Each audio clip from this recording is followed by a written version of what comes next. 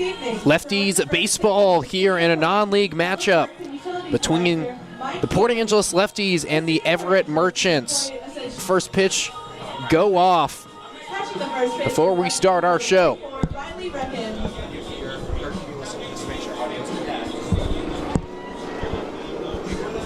So we have a little bit of a flyover here too by a helicopter.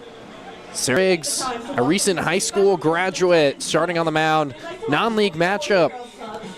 But I think most importantly, what's interesting, earlier this week, to earn a spot in the starting lineup. So in left field is Ryan Combs, in right field is Craig Schaff, and the designated hitter for the Lefties, Brian Erickson. They're hitting 1, 2, 3 in the lineup. They should only be playing for the first inning, but still a cool opportunity to engage with the community here for the Lefties.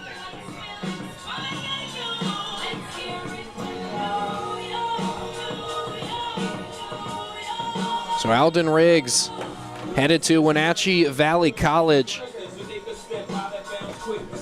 Now appearing in his 6th game with Port Angeles.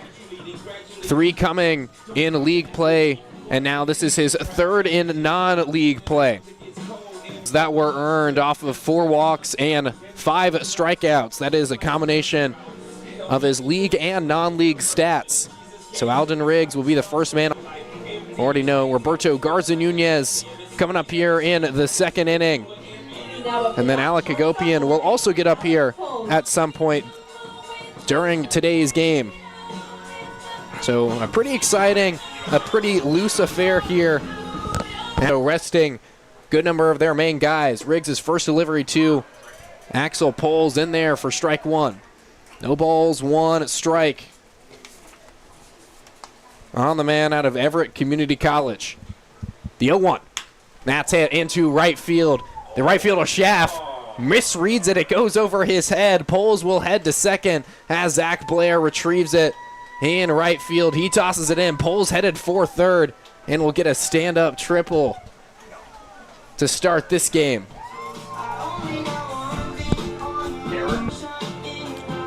So Poles will take third. That's right. A couple community members playing in the field for the Lefties here today. So Craig Schaff in right, Ryan Combs in left.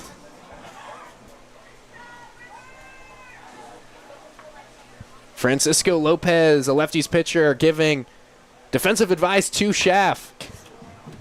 On the man out of Lower Columbia College. A lot of NWAC representation on this Merchant squad. The next pitch up high, originally from Seattle, Washington. The 1-1. That's fouled off for strike 2. 1 ball, 2 strikes now. So it's Shi Otani at the plate. His favorite athlete is Shohei Ohtani. Have to assume part of that has to do with the similarity of their names. The 1-2. Outside for ball 2. 2 balls, 2 strikes. Shi Otani hitting .297 for the Merchants this season. Played for Everett last year as well. Hit .372 across 12 games. Riggs kicks and deals. That's put up in the air to left. Blair heading out from his position, as is Leone. And that that Combs in left. Had trouble reading that one. Goes for a sacrifice fly as Poles able to score. So the Merchants have a 1-0 lead here. That goes as an unearned run to Riggs' name since that was an error.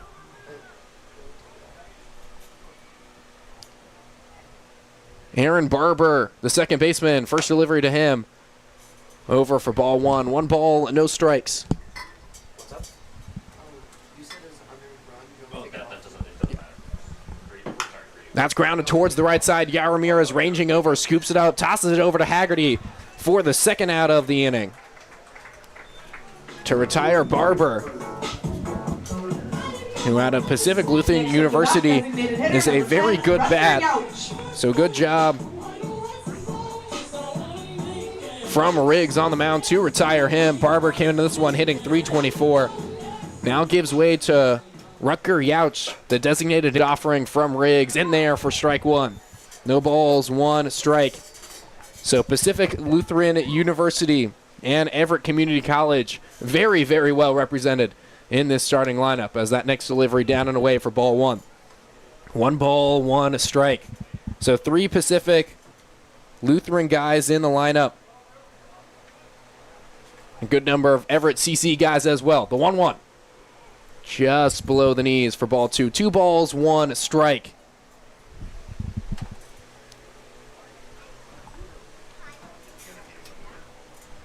The next delivery.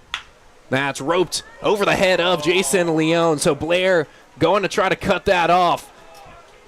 Youch heading in for second. Speedy runner there. It was a long run from Blair to try to cut that off. So now still 2 outs in the inning. Nate Davis, the third baseman, will get a chance at knocking home Youch. Nate Davis out of Everett Community College. They made it to the NWAC championships this past season. Riggs, a good number of checkbacks at second, now delivers. It was a very good day for him behind the plate. The 1-0. That's fouled off for strike 1. 1 ball, 1 strike.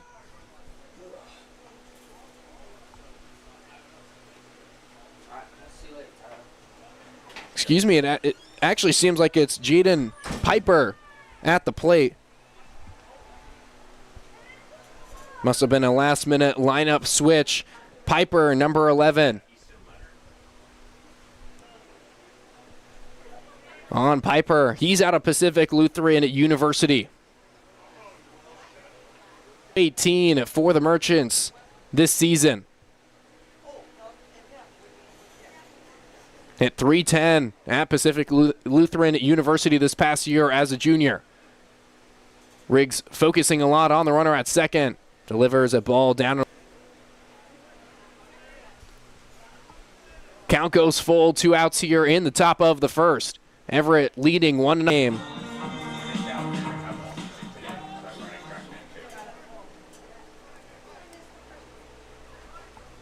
We'll get under it and end the inning. So a good number of balls hit to the outfield. We'll head to the bottom of the first. The Merchants are up here.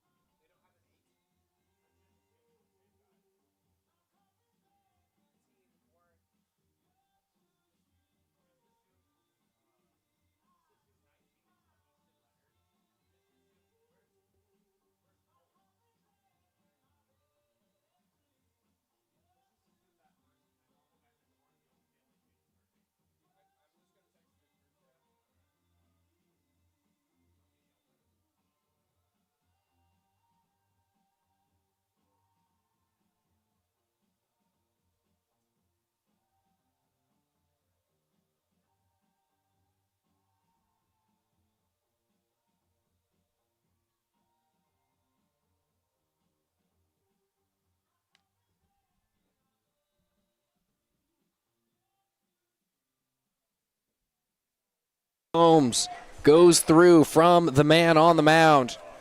That's Jake Fenton. The next delivery also in there for a strike. Called on strike 3. So he'll head to the dugout after 3 pitches.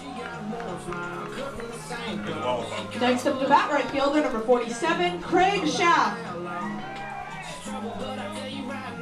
Jack Fenton for strike 1. No balls, 1 strike. Another strike right down the middle. No balls, 2 strikes now on Craig Schaff. Fenton in his first start and gets another. Ryan Erickson. No swings yet from towards the second baseman, who will scoop it up and just toss it over. But contact is made there by Brian Erickson. An impressive play there. Claps all around for the Lefties.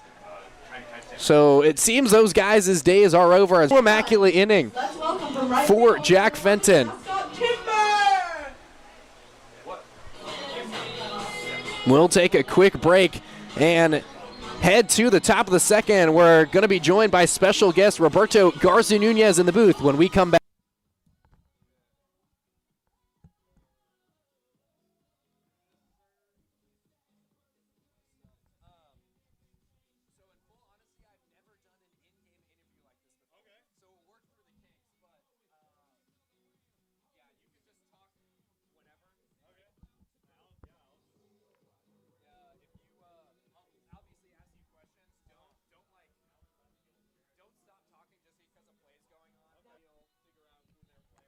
Oh, you're good.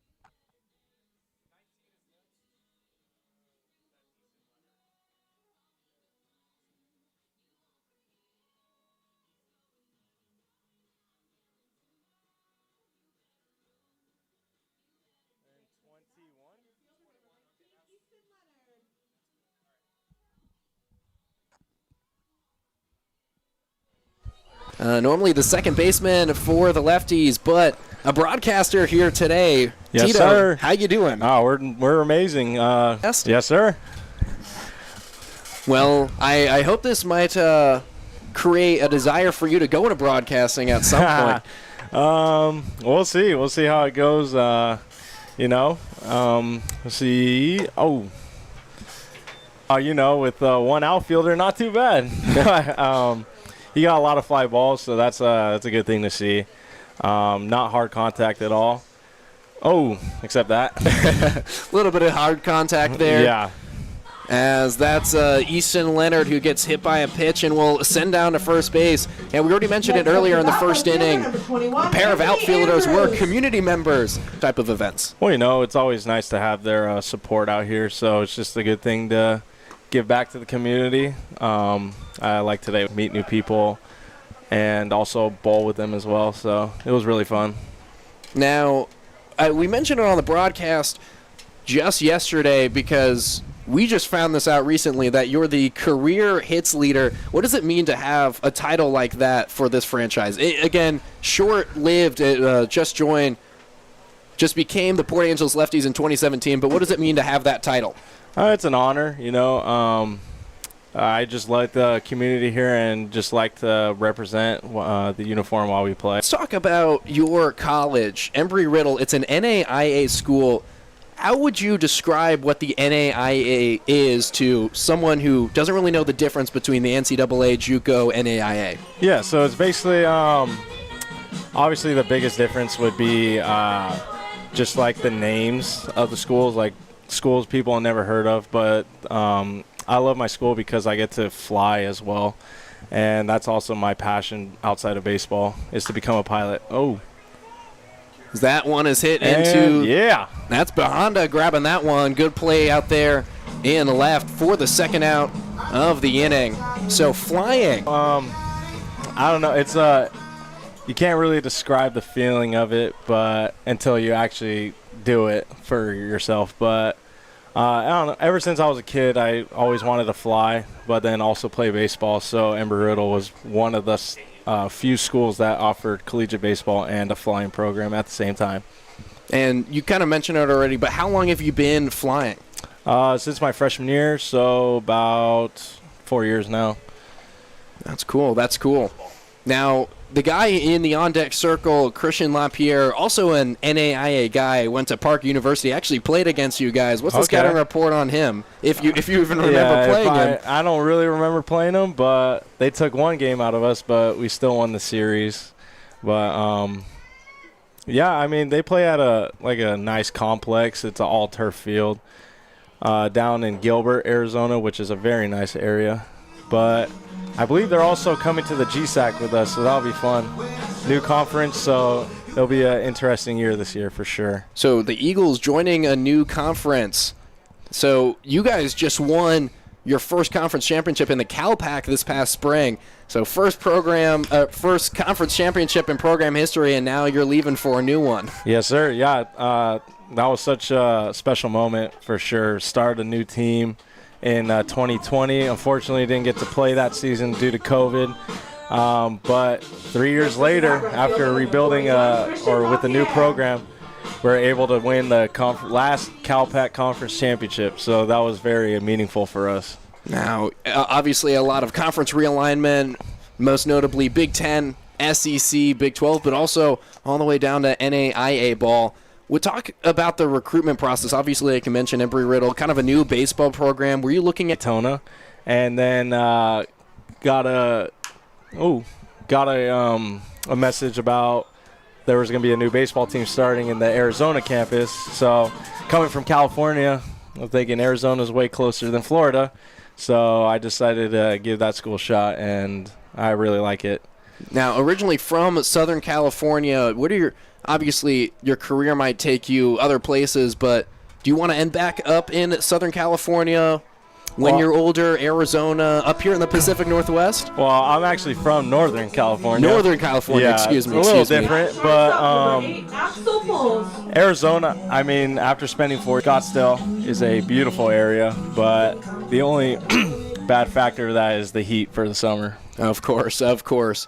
Now, in your collegiate times, as the bases are loaded, it is a kind of a big spot in this game, but what would you say between baseball memories? What is your favorite baseball memory? Obviously, winning the CalPAC championship for sure.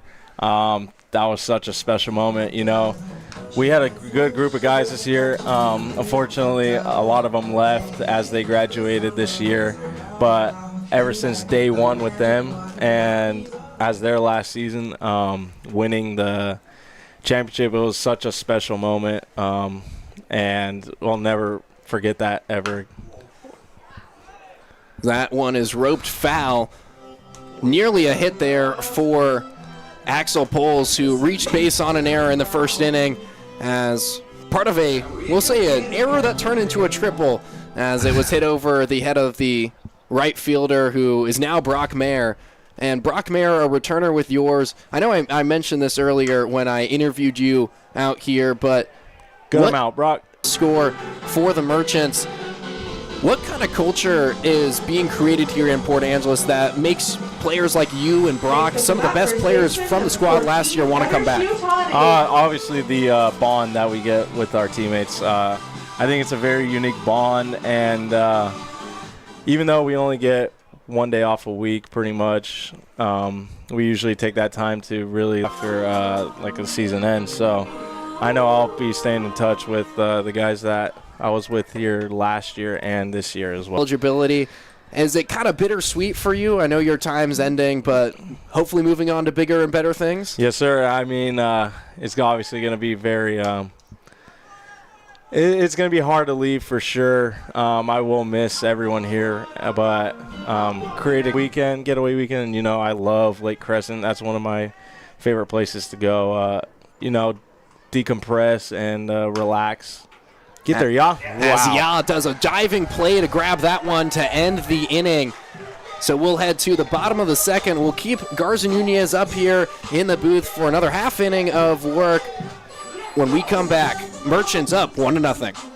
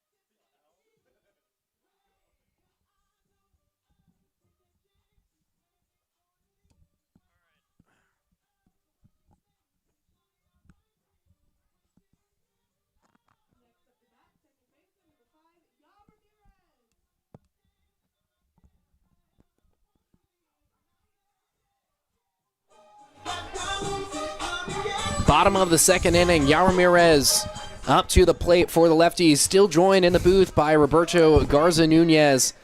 And Tito, it's a new coaching staff this year for the Lefties. Donald Bray, the head coach, Tanner Knapp, and Adrian Alvarez Jr. Seen him improve throughout the summer.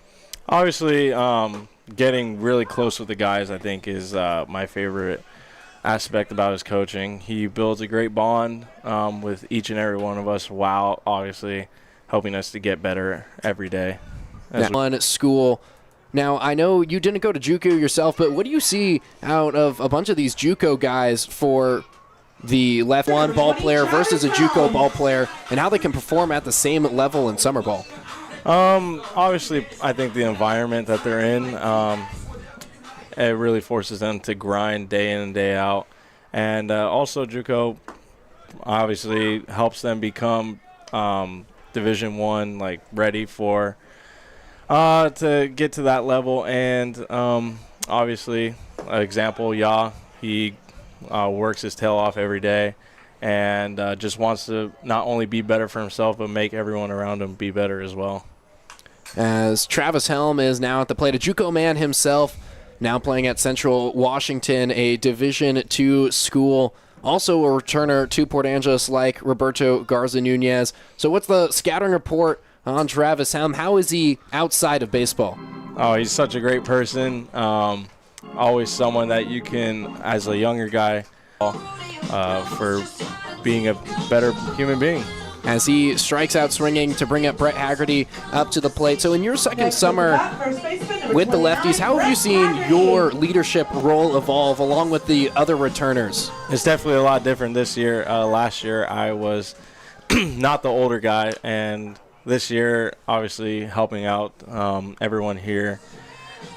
It's definitely a lot different. A cool story, actually. So when we were in Edmonton, telling like Eric, Alec, and Parker, like, you guys are going to experience something that you will not ever imagine. And I'm like, you're going to play in front of close to 10,000 fans on Canada. And they didn't believe me. But once they actually stepped on the field and saw that, even in Corvallis, in front of the first big crowd, just seeing like them taking it all in was very special, because I saw myself doing that last year.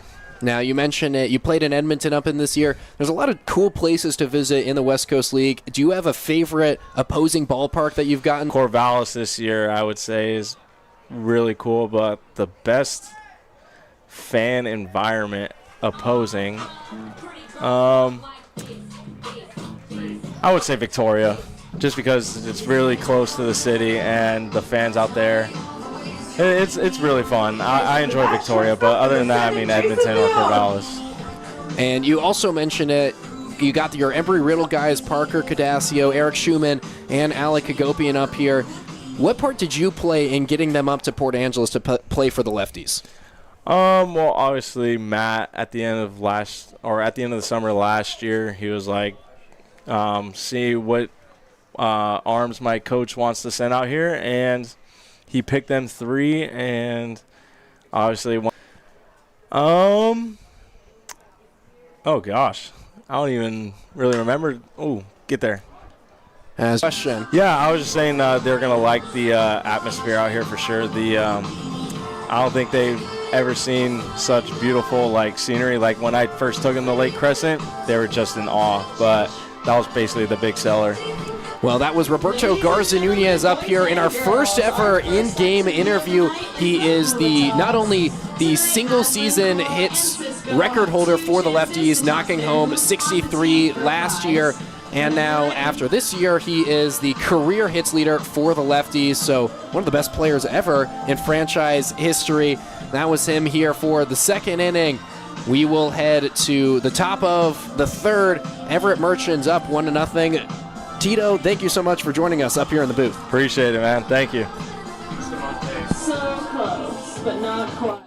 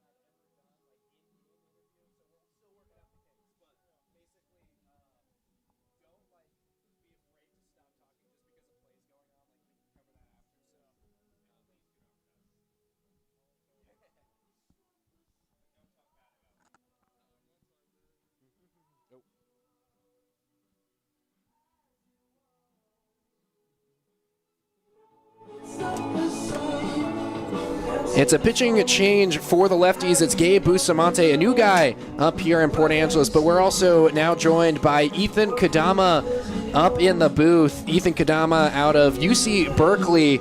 So, Ethan, let's program up here, and that they develop players well, and that it's a grind, and you get a lot of games, a lot of reps to get better. So I think that was the process on getting me up here. So, yeah. Well, like you mentioned, Lefties have done a good job developing players. One of your UC Berkeley teammates, Christian Becerra, was just drafted, a former Port Angeles alum. What was it? How cool was it to see one of your former teammates get the call? It's pretty cool. You know, it's definitely special when you see how hard a guy works, and you know, all that work coming to fruition. So as that is fouled off, it's Gabe Bustamante on the mound again. Yeah, Christian Becerra was taken in the 12th round by the Minnesota Twins in this past draft. Appearances. What was he like as a teammate for you at UC Berkeley? Whenever, and just a great vibes guy, but definitely when he gets on the mound, competing pro ball and making his way to the big leagues. Now, I assume that's a goal for you at the end of the day, to make it to the big leagues yourself? Yeah, for sure. You know, I feel like that's kind of been the goal since I've been very, very young. You know, for as long as I can remember, that's been the goal. So, yeah.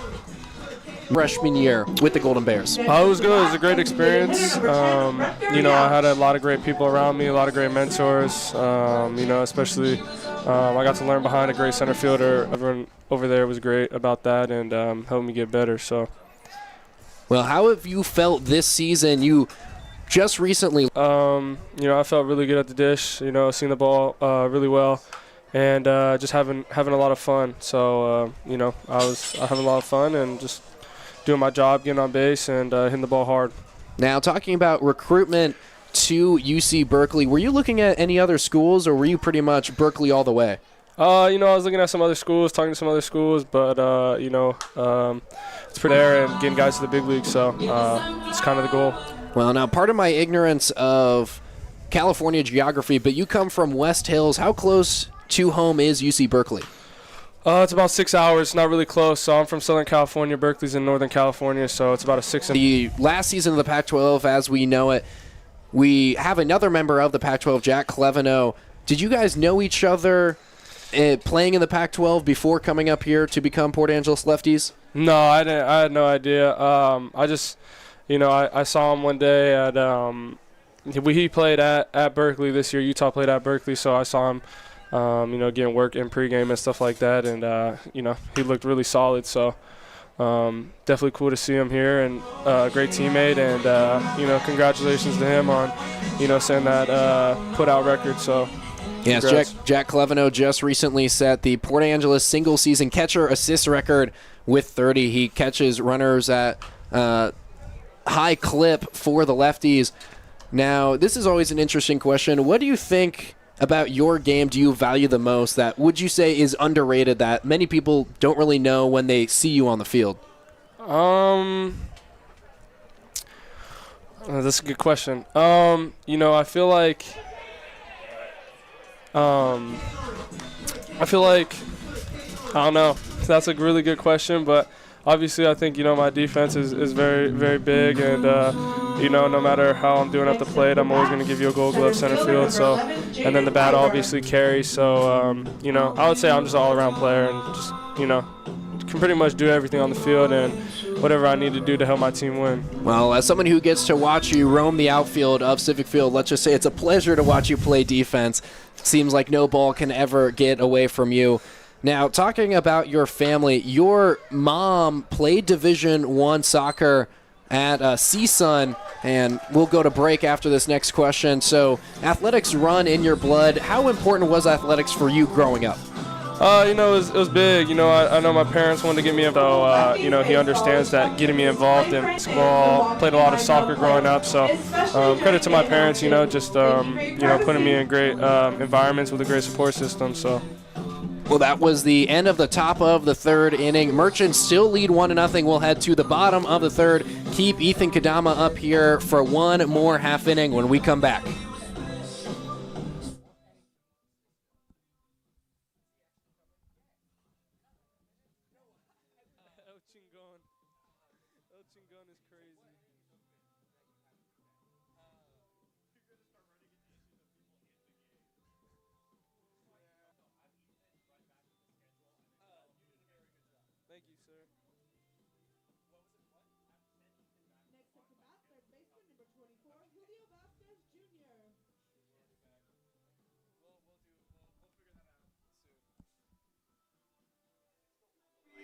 Julio Vasquez Jr.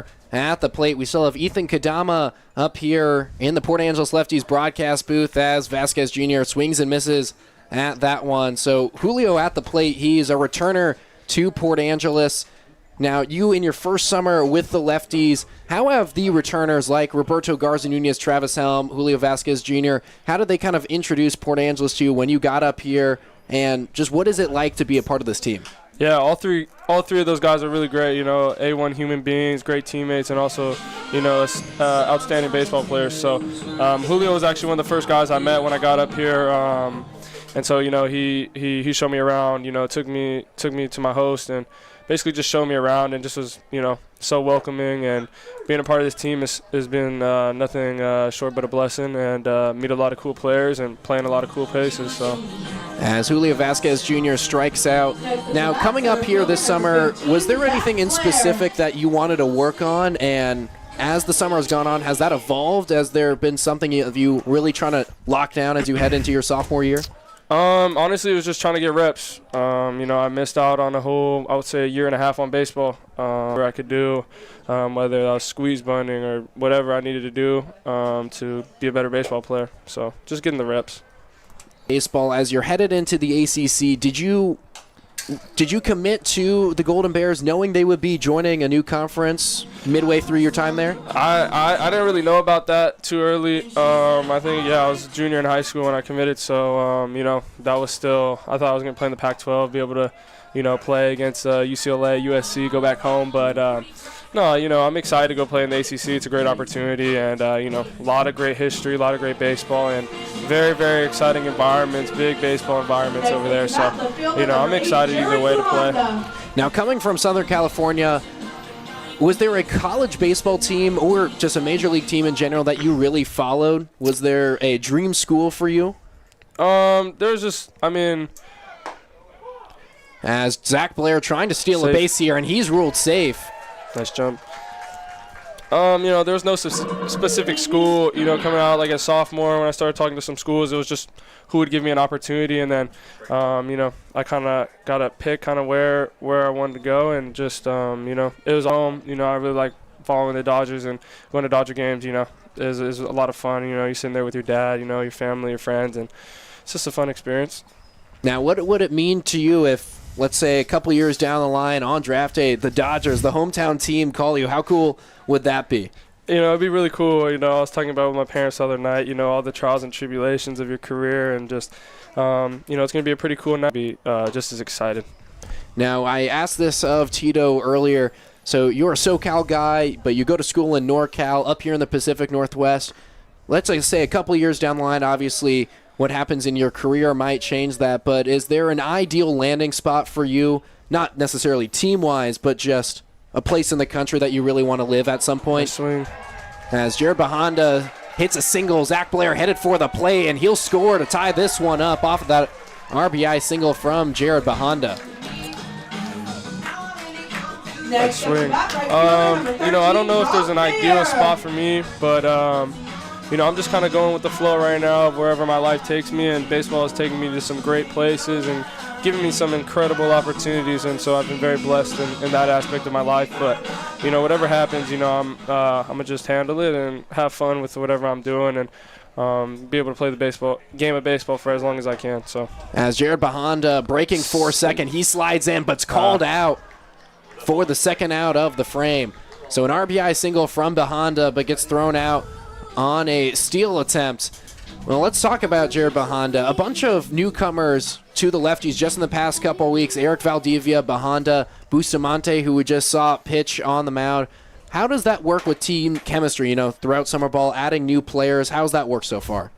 These guys, it's a great group of guys, so, there is nobody that's going to walk in and not feel welcome. These guys, a lot of guys know each other, through Coach Don, so, he wouldn't bring anyone in that would mess up the team chemistry or anything like that. So, he's been great. He's got a lot of baseball knowledge and plays the game really hard, so great player. Now let's talk about head coach Don Bray. It's pretty much his first major managerial role, and it's an all-new coaching staff for the Lefties. First of all, did you know Coach Don before coming up here to Port Angeles? And secondly, how have you liked him as a head coach?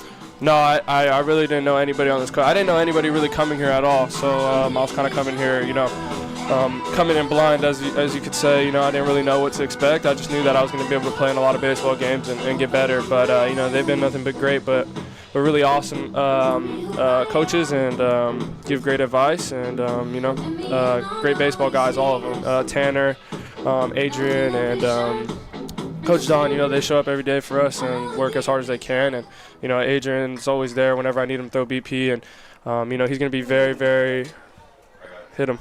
No, he's going to be a very, very good coach, too, one day. I know he just got a new coaching job. So congratulations to him. And, he's been really awesome for me. Now, we just saw Brock Mayer get hit by a pitch, head down to first base. He's normally a pitcher, but is playing in the field today. So I had Tommy John, I pitched. So, hopefully, we'll see what happens down the road. But, I was all right as a pitcher. So, we'll always keep that in the back pocket. But, I was a two-way coming out of high school. So, yeah. Well, we saw true position player Travis Helm pitch in a game just the other day, so maybe we'll see Ethan Kadama on the mound at some point. So Travis Helm entering his final year of eligibility and got to celebrate Travis Helm Day. Is there any chance that you might return to Port Angeles in – well, actually, we'll take a break as Jeremy Giese gets a hit here to extend Brock to third. So first and third situation for the Lefties.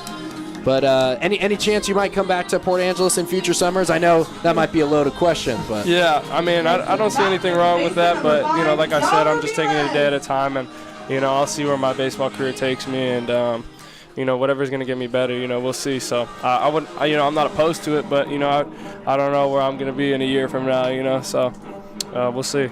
But I would love that if they would have me back. I'd love the opportunity.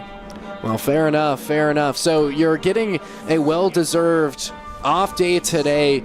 You only have a couple more games left of the West Coast League season. Lefties are potentially in line for a playoff spot, but will need to make a push as you head down the line. What's that going to take for you guys to try to make a playoff push?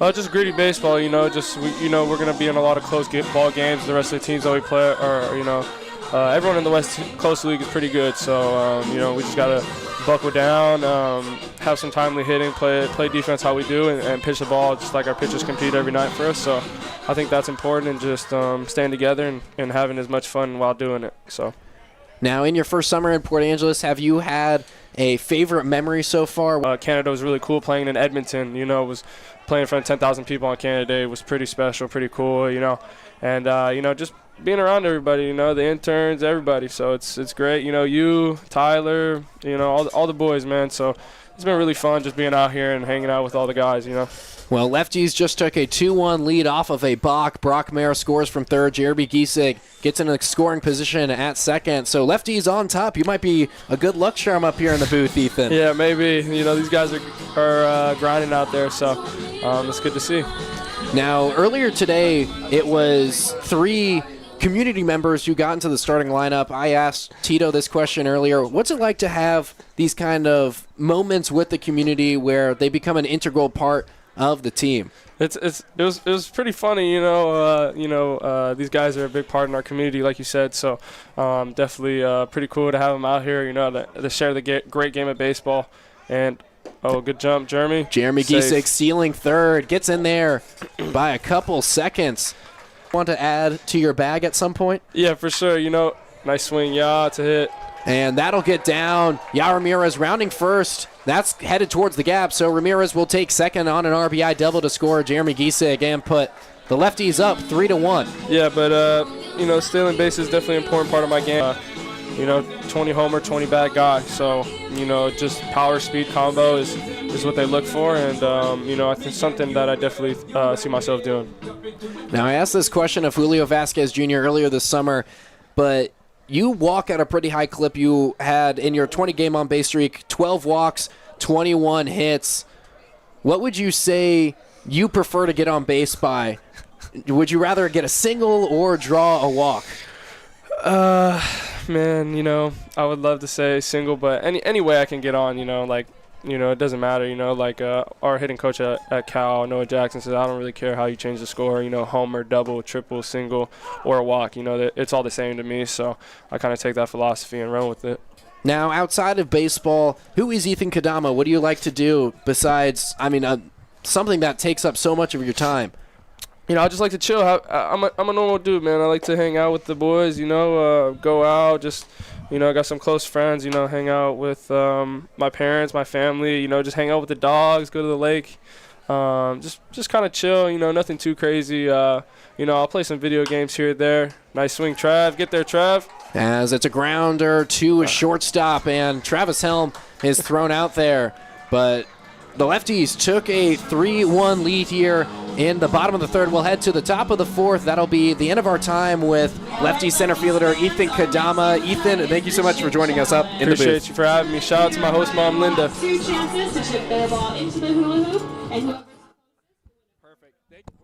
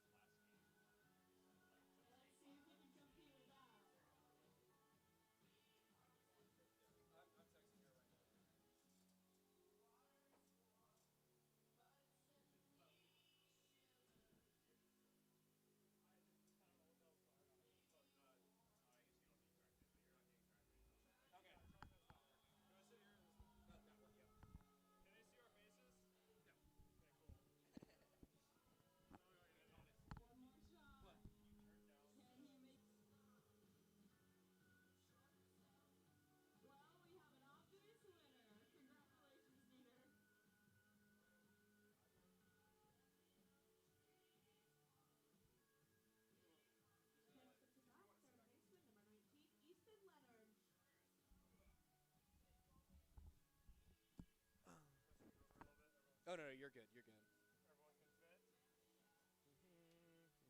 All right, if you want to put that on.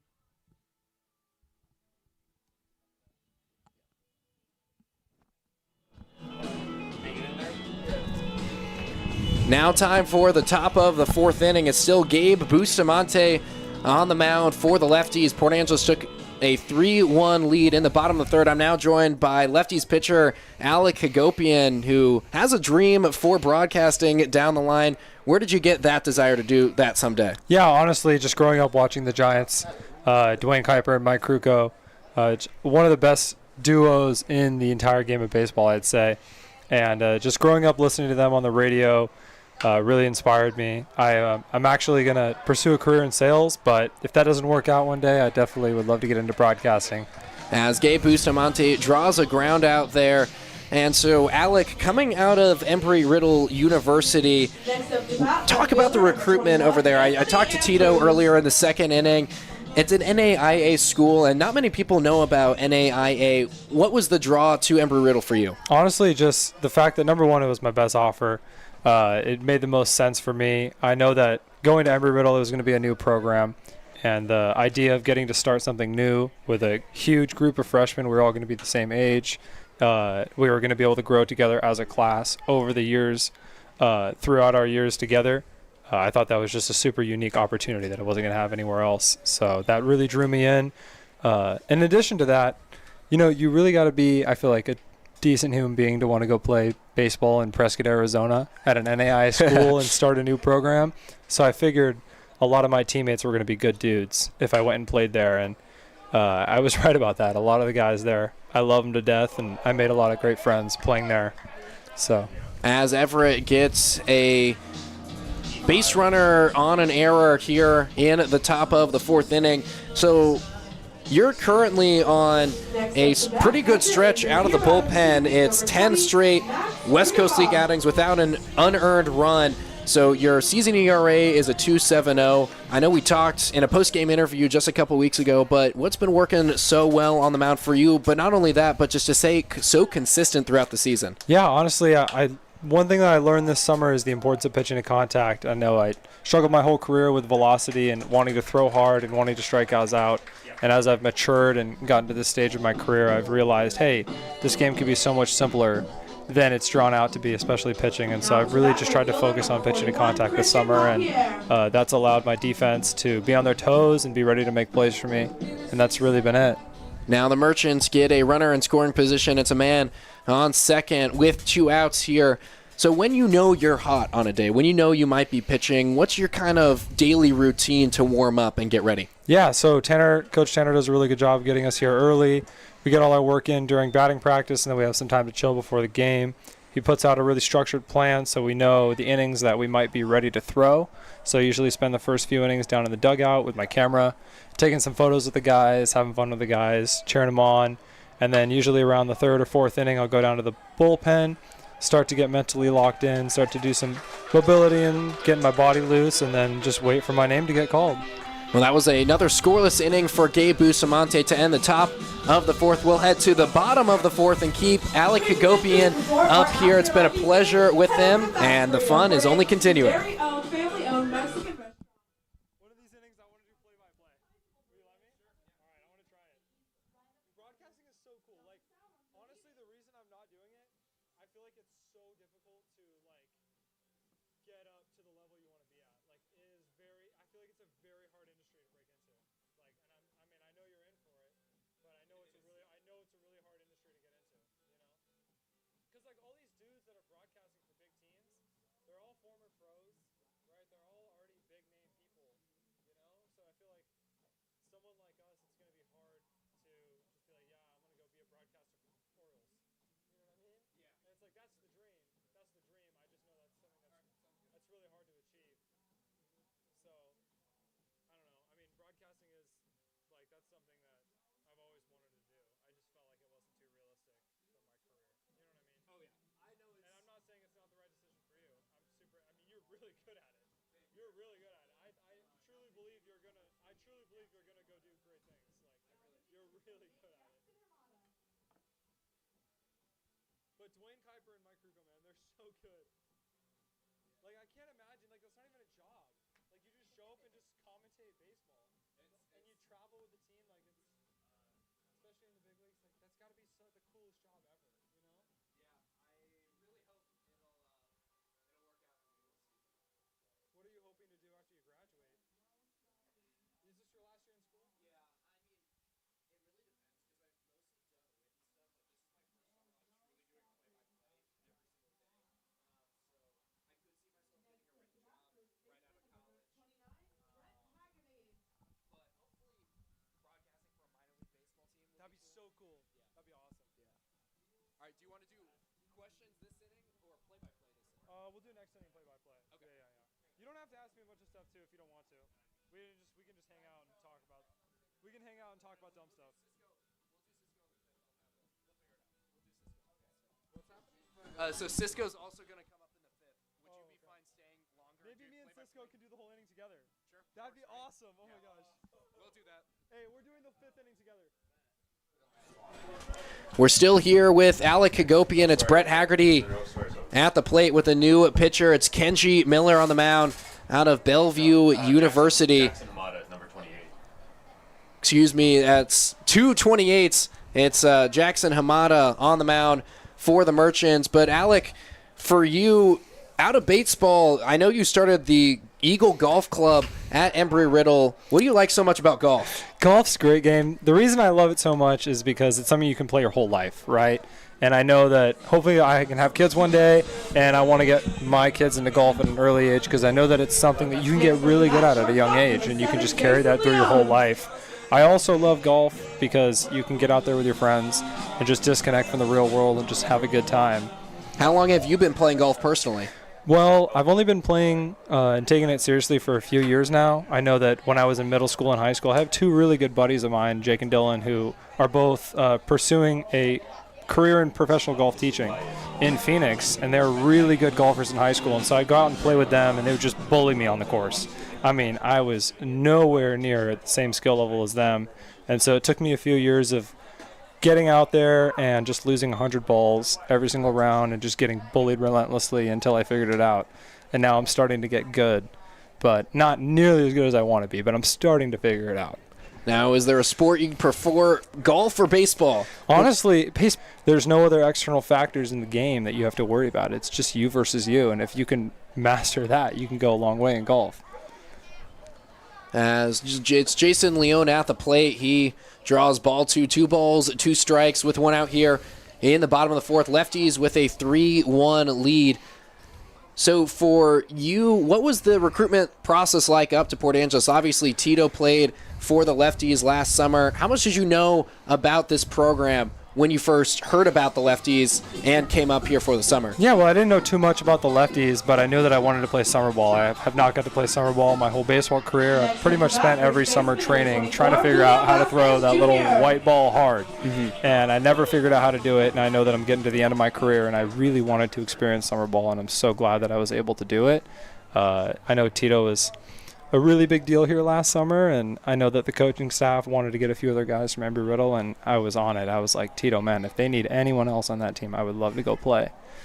Well, was it a good decision? Have you liked your time up here? Absolutely. I'm so grateful for my time here. It's been such a great experience, getting to meet all these guys, getting to do things like this. Like, this is fun. This is summer ball. We're just really happy to be here. Now, Tulio Vasquez Jr. at the plate. 1 ball, 1 strike on the man out of Henderson State with 2 outs in the inning.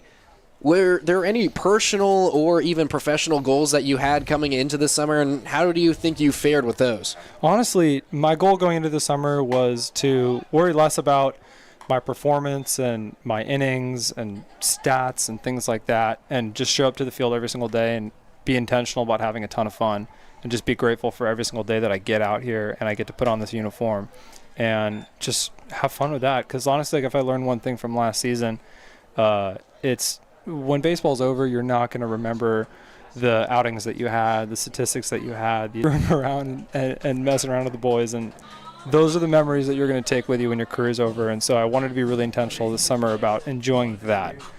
As Julio Vasquez Jr. draws a walk to bring Zach Blair up to the plate.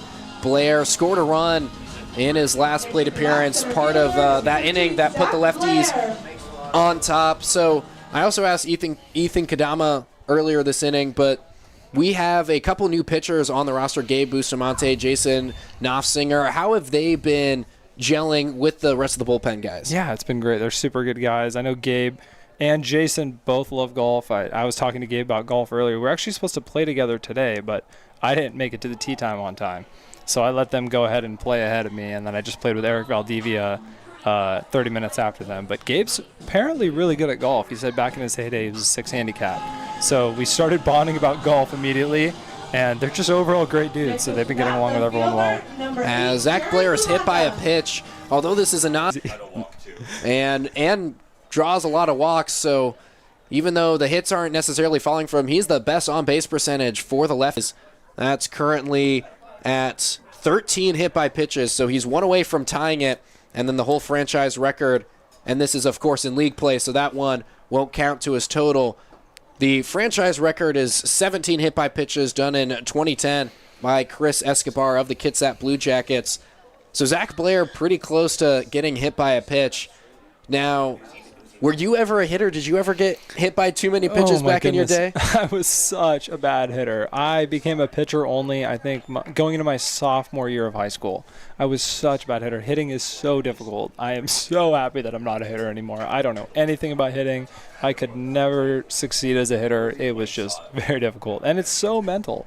I mean, just the knowing that you're going to fail 8 times out of 10, 7 times out of 10. Like I asked him earlier, he's kind of a two-way guy. He went to Chaffey College for pitching, headed to Point Loma Nazarene. But when I asked him whether he prefers hitting or pitching, he said hitting. So really? But Brock likes to hit, Alex likes to pitch. So it doesn't give you elbow problems. I just feel like I couldn't handle the shoulder pain. I mean, I mean, at the end of the day, like, your elbow could go anytime, your arm could go anytime. So the only thing we can really do, what the heck just happened? The inning just ended? I think they're thinking the inning just ended. Oh. Our director of analytics, Tyler Oshima, said it should only be 2 outs. That's what assistant coach / head coach for the day, Adrian Alvarez Jr., is arguing. Lefties are staying on the plate. on the field as if the inning should not be over. Julio Vasquez Jr. still not moving, but it seems Adrian Alvarez's Jr. argument does go to no avail, so it'll be Gabe Bustamante back on the mound for the Lefties. A little bit of confusion here at Civic Field, but nonetheless, Lefties with a 3-1 lead. We'll head to the top of the 5th. Alec is going to stay on the mic, but we're going to add Francisco Lopez, a pitcher for the Lefties, when we come back.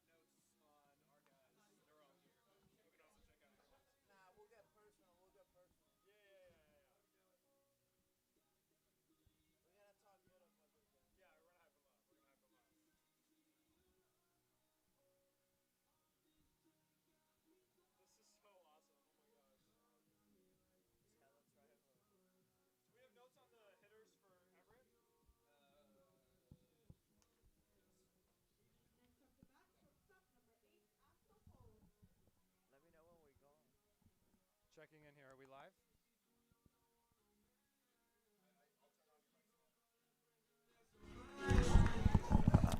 Check, check, check, check. We're live. We're live. We're back. Ladies and gentlemen, we're live from the Port Angeles Lefties broadcast booth. I'm here with Francisco Lopez. And it's been an honor to be up here with Alec, watching this beautiful game of baseball. Cisco's with brothers. You're honestly the chillest guy I know. I'm so happy to be able to do this with you right now. Oh, we got to play. We got to play. Yeah, Ramirez. Oh, what a play. scoop. What a scoop. Play, yeah. Brett Haggerty over there at first base. He might be a play. pitcher only, but he's still Brett digging it over there Haggerty, at first 94 base. miles per hour off the mound, but wants to hit. So Yaw's been playing some great defense today. You see that play that he made it in the 4-hole? He was running towards Great first base defensive. at 1. Oh, good Top pitch. of the zone. Good That's pitch. doors right there. Do we have a velocity number on that?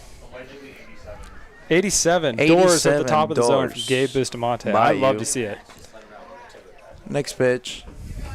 Oh, great slider we in the got dirt a sword. from Gabe We got Bustamante. a sword. Where's the count? 0-2. Here's the 0-2 pitch. 0-2. Me personally, I'll go back to that pitch, but we'll see what Gabe has in the He pocket. might go back to the high fastball, to be honest. He could.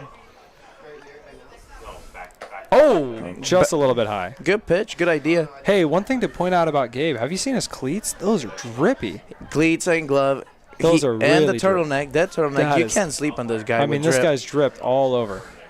Oh, good slider. Good Good slider. He pitch. didn't bite. We need a strikeout right here. He needs to get his ticket. Get your punchy. Boom. Hard hit ball. That's all right. Single to hole. left field. Buhana's what? got it. Throws it in. Hey, ground ball away though. Ground ball away from a double play Double right here. play away. Wow. Someone getting here late. We got Cade Stewart with stuck number with 40. number 40. Yeah. He was here from day 1, and then Gabe rolls in, gets number 22. That's huge. Privileges. Oh, Nice pick over from Gabe. great catch from Brett though. Let's Brett's point been balling out out. Brett's Haggerty athleticism Shout out there out at Brett first Haggerty. base is That's- just insane. It's actually my son, Brett Haggerty. I brought him under my wing this summer, and he's just blossomed. Brett Haggerty, a great guy to have around. Great guy all around. Great guy around. Gabe just misses the corner on a slider right there. Good Want to know the pitch. count. Good pitch, though. What do we think about Travis Helm behind the plate? Travis Helm is him. He is pretty much That's him. the definition I can get for Travis Helm, but it's a great guy. Do we got to play there? Brock Mayer in right Brock field. Mayer. Great Got a catch guy. from Brock Got a Mayer in guy. right field. Got a guy. First step, he's on it. Travis Helm didn't even move. He knew the play Travis was there. Helm knew he was out. Yep. How many years playing college baseball? 7 years playing college baseball? 7 years for Travis Helm. Yeah, he's going on his 8th. This is the Travis Helm retirement tour. Yeah. He's going to go play his 8th year of college baseball, teach the youngins how to be like him, and then And go be a math teacher. It's been a privilege to be part of this retirement tour for Travis unreal. Helm. He's Tyler's telling us right here that he's still got a year left for Yeah. eligibility. He's going into his 8th year. 8th year. 8th year. You mean 10th year? 10th year. Well, NWAC legend right here, guys. Clark Community College, Vancouver, Washington. Is that who's hitting? No. Who's hitting for the Merchants right now? Oh, that's a fly ball. Fly ball. Blair in center field. He's tracking it down. Blair, we got a guy. We got a guy. Easy can of corn. Catch. Great Easy inning catch. from Gabe Bustamante right there. Scoreless inning. Scoreless one hit, inning. One run to left home base, but we'll be back for the bottom of the fifth. We'll be back. 3-1 Lefties. In need of a quick bite to eat, head over to our concession stand right behind the grandstands and pick up your own.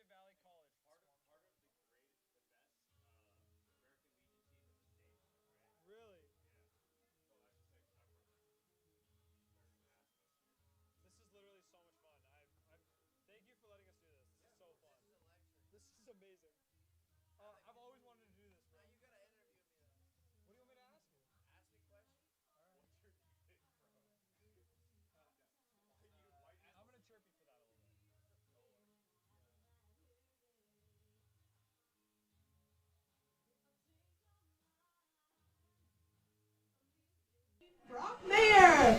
We're back. Hey everyone, it's Alec and Cisco back for the bottom of the fifth. 3-1 Lefties. Thanks for tuning in live from the Port Angeles Lefties broadcast booth. Beautiful day out here in Port Angeles. Gorgeous day in Port Angeles. It was cold this morning, but it lightened up a little bit this afternoon. It's a little chilly, but it's a great day for baseball. It's a little excessively chilly in Port Angeles for this time of year, did you say? I mean, me and you are used to the Arizona weather, but Yeah. this is a good day. Yeah, I'll it's a say. good day. You know It's what not would make this terrible. day better? If Brock Mayer gets a hit right here. Brock Mayer gets a hit, backside double. That'd I be call huge. That'd be huge. I'm calling it. 0-for-0 on the day with hit by pitch. He is 0-for-0 for the day with a hit by pitch, and he fouls one off straight back to the backstop. He was Great on hack. that one for sure. Great It's a hack. healthy hack right there. Great hack. He's seeing it well. We got Jerry McGeesick on the on-deck circle. Our all-star. He is our all-star. And he's got a rip in the back of his pants. You'd think we could fix that for our first all-star. He said is good luck. It's a good luck rip? It's a good luck rip because he got his first stolen bag in the West Coast League this year with that. Meanwhile, Jackson Hamada from the Everett Merchants yanks one into the outside corner. Counts 2-1. Great comms. Hopefully we can get a cookie right here for Brock. Oh, Brock ground barrels ball, went a shortstop. beat it. He's Brock. Oh. Oh, make a play. Ah, that's right. Good Hard hit hustle. ball. Good Hard hit hustle. ball from Brock. Hard 90. We'd love to see it. Loud barrels. Jackson Hamada from Skagit Valley College. He's a sophomore from Squamish, Washington. 5'10", 160 pounds. He's also got some great hair. What do you think about the hair? First of all, fellow NWAC player. For people that don't know, I attended Yakima Valley College. And, yeah, it's great hair. It is great hair. I wonder what conditioner he uses. It looks pretty good. Do you think maybe best hair in the NWAC? No. That was definitely me during season. Really? Everyone tuning in that saw me during season knows I had the best hair in the NWAC. Jeremy Giesick here, number 16. His famous pink bat from the All-Star game actually just broke yesterday. It was a tragedy. I shed a few tears in the dugout. The batting gloves are pretty drip. The batting gloves are fire, though. I drip. I do miss the pink bat. Pink bat Jeremy was just a different breed.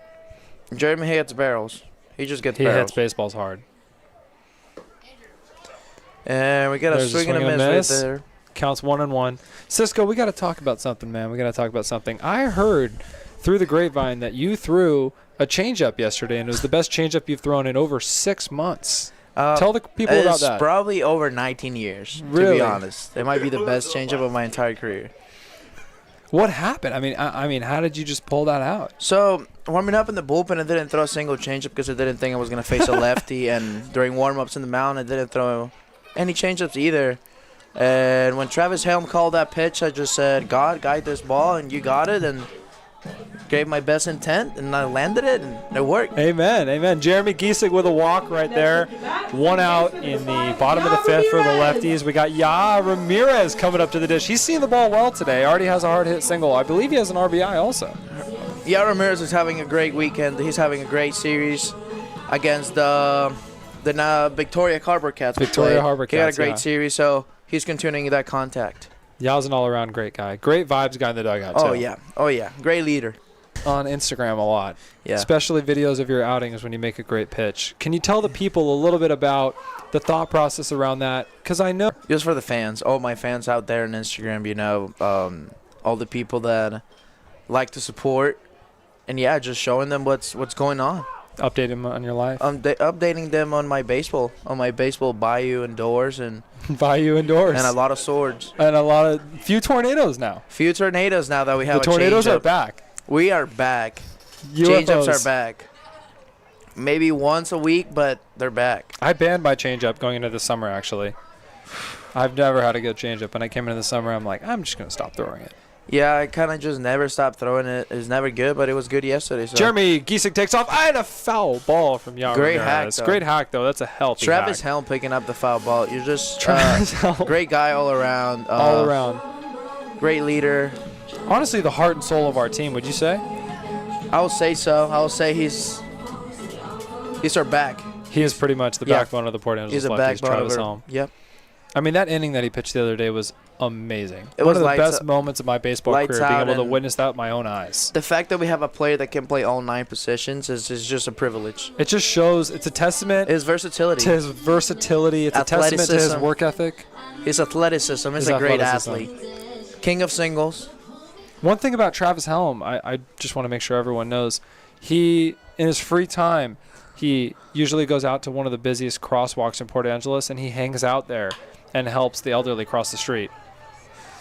I heard about it, and I saw a couple of videos going around social media. Yeah, I mean, Travis Helm, all around man of the community. As Yao Ramirez grounds into a double play, the Lefties still have a 3-1 lead in the bottom of the 5th. Cisco and I will be coming back for the top of the 6th because you know you want to hear more of Alec and Cisco. Wanna be here. Wanna be here, ladies and gentlemen. gentlemen. All right, Lefties fans, our next game of the night is Disney.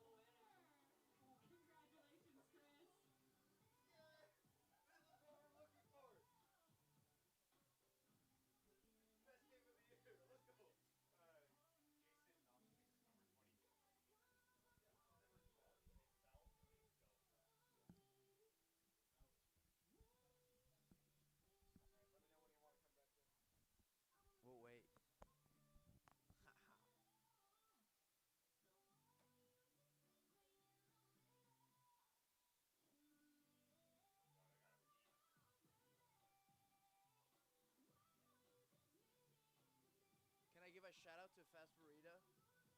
Or they got a pay? Actually, do you want to do an ad read? Yeah, let's do an ad read. Can you read this?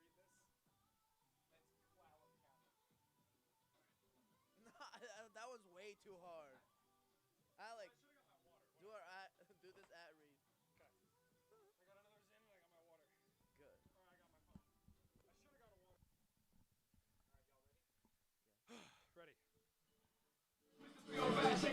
Ladies and gentlemen, Alec and Cisco are back. We're back. For the top of the 6th inning here on a beautiful day in Port Angeles. The score is 3-1 Lefties. I just want to remind all of you about Callum County Juvenile and Family Services. Callum County Juvenile and Family Services Child Advocate Program to volunteer. If you're interested, call 360-417-2282. That's 360-417-2282. And we're Gossinger. Excuse me, I'm a little out of breath. I just ran to the locker room He just to ran go to get the my locker room. water and my phone, but I'll catch my Ball breath in here play, in a second. fly ball to Yair Ramirez. And that ball is caught for out number 1. Great play from Yair Ramirez. Look at the Great. infield. Knopflinger, he's a right-handed pitcher from Shasta College. He measured in at 5'11", 204 pounds. He's a right-handed pitcher from Canby, Oregon. Oregon. Yeah, I also know he loves golf. Thomas and I were talking about that earlier. A lot of big golf time guys out here. Golf just correlates to being a good baseball player, you know? Rotation. When are we going to get you out on the golf course, Cisco? We can get to the golf course pretty soon. What's your experience level like in golf? We'll enjoy the time. Yeah, you'll enjoy the time. I know you will. Here's the 0-0 pitch from Jason Knopflinger. Oh, that's got to be a strike. What are we doing? Borderline call. What do we say to that? Wanna be here. here. That's a good pitch from Jason, but he doesn't get the call. It's 1-0. Trackman says it was a ball, so we're wrong. We're wrong. Sorry, everyone out Maybe there. we need to be here. I mean, we're here. We are here. It's a 2-0 count. Great atmosphere like right now. The Everyone's a dugout's great absolutely atmosphere. I wonder if Don's going to preset the trash can today. You think he will? Don is definitely pre-setting the trash can today. It's a PIL game tradition. Don presets the trash can, and it's really has nothing to do with the umpires, more to do with just entertaining the fans. Just to be part of your family. Yes. And there's nothing you can do but appreciate everything he does for each and every one of us. I can honestly say, Don, the thing I love about Coach Don, he just makes the game of baseball fun. Yeah. I've never seen a coach be able to make baseball fun the way that Don has. It's insane because he gets personal with you and he gets to know you and he wants to help you no matter what's going on. He keeps it light. He keeps the game in perspective, but he's also serious. He works his butt off, takes his job really seriously. He wants us to get better in the right way. He wants us to get better in the right way. Meanwhile, Jason comes back from With a a 3-1 strikeout. count with a strikeout. That's huge. That's huge. That's clutch. Love to see it out here Love in to baseball. see it. Punchy. We got 2 outs here in the top of the 6th inning. Jason's digging out the landing spot. The landing spot on the mound here at Civic Field is pretty inconsistent. It's a little inconsistent. Sometimes it'll be hard. Sometimes it'll be. Big A. The big A adversity. It's part of being a JUCO bandit. I'll say that. Shout out all my JUCO bandits out there. Yeah, there's a great breaking ball from Jason. Flip it in for sure. And Zach Blair running it down. Zach Blair Zach Blair comes up with the catch, and that's a great inning from Jason Knopflinger right there. Inning. No runners left on base. No hits. 1 strikeout. Great inning. We'll be back in the bottom of the 6th, live from the Port Angeles Lefties broadcast booth with Alec and Cisco. Yes, sir. Remember that if a Port Angeles baseman steals a base in the 7th inning,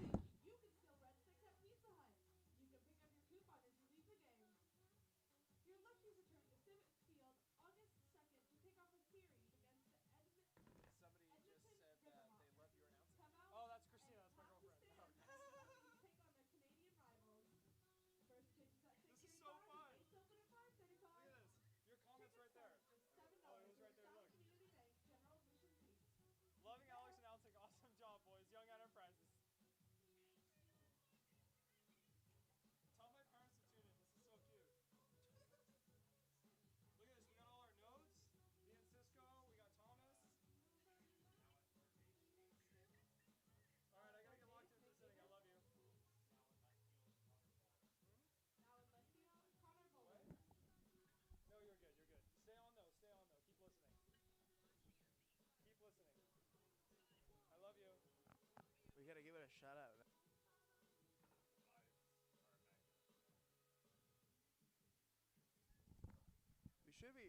We should be winning by a lot more.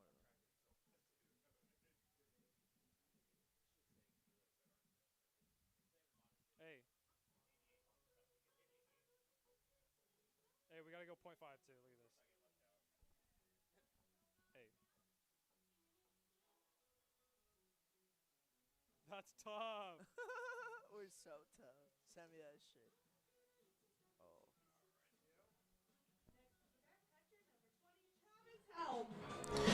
Hey, Travis Helm up to bat. Team Captain Travis Helm. I love it. Let's go.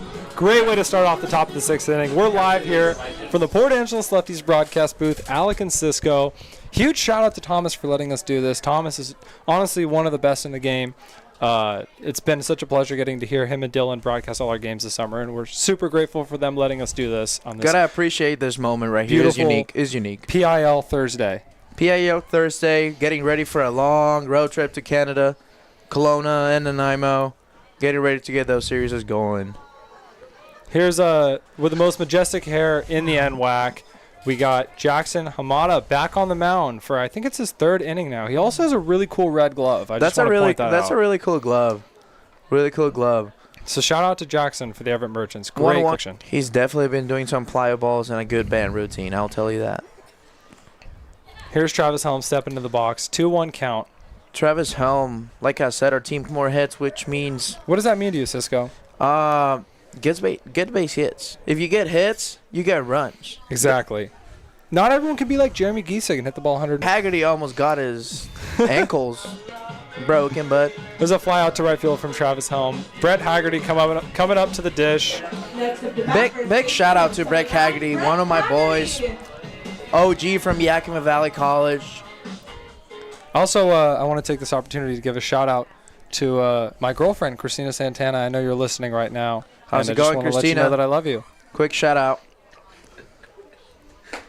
Oh, there's a check swing from Brett Haggerty. Did he go? No, he didn't. Great call from the blue down the first base umpire. line. That blue wants to be here. He wants to be here. Pretty good performance for him today. These umpires have been all around pretty good the last few days. I like about these umpires is they give makeup calls. You know, I remember when I was pitching the other day, I didn't get a few calls outside corner, but then I throw a few. 15 seconds, that's always clutch because as a pitcher, you don't know what time. When you don't have the clock, you don't know what time it is. Exactly. There's a strike taken from Brett Haggerty. The count goes to 2-2. Pretty debatable call, in my opinion. I've loved how Brett Haggerty's turned the corner this season, honestly. I mean, I know he was struggling early on, but he's really started to get locked in with his mindset. I know he's been working really hard in batting practice, and he's been hitting the ball really well recently. There's a great take on the outside corner from Brett, and it's 3-2. You know what that means, 3-2. 3-2. Grab that boy. Grab it. Grab that boy.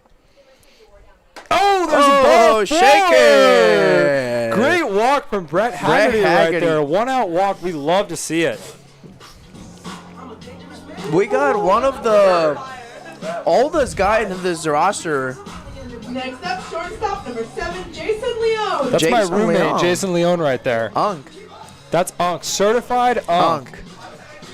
He's got probably one of the coolest batting stances on the team. What do you think about that?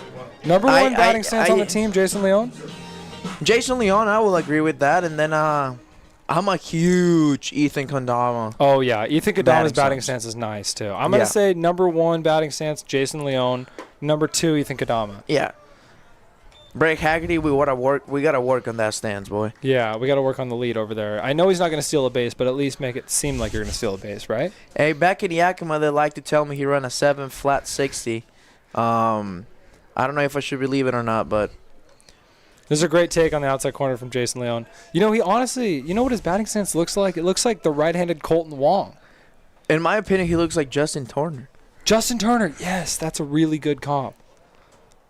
Great take on the outside corner right there. Great eye from him all Great the time. eye. He knows what pitch he's looking for, and he's going to hit it. Let's talk about the double sliding myth.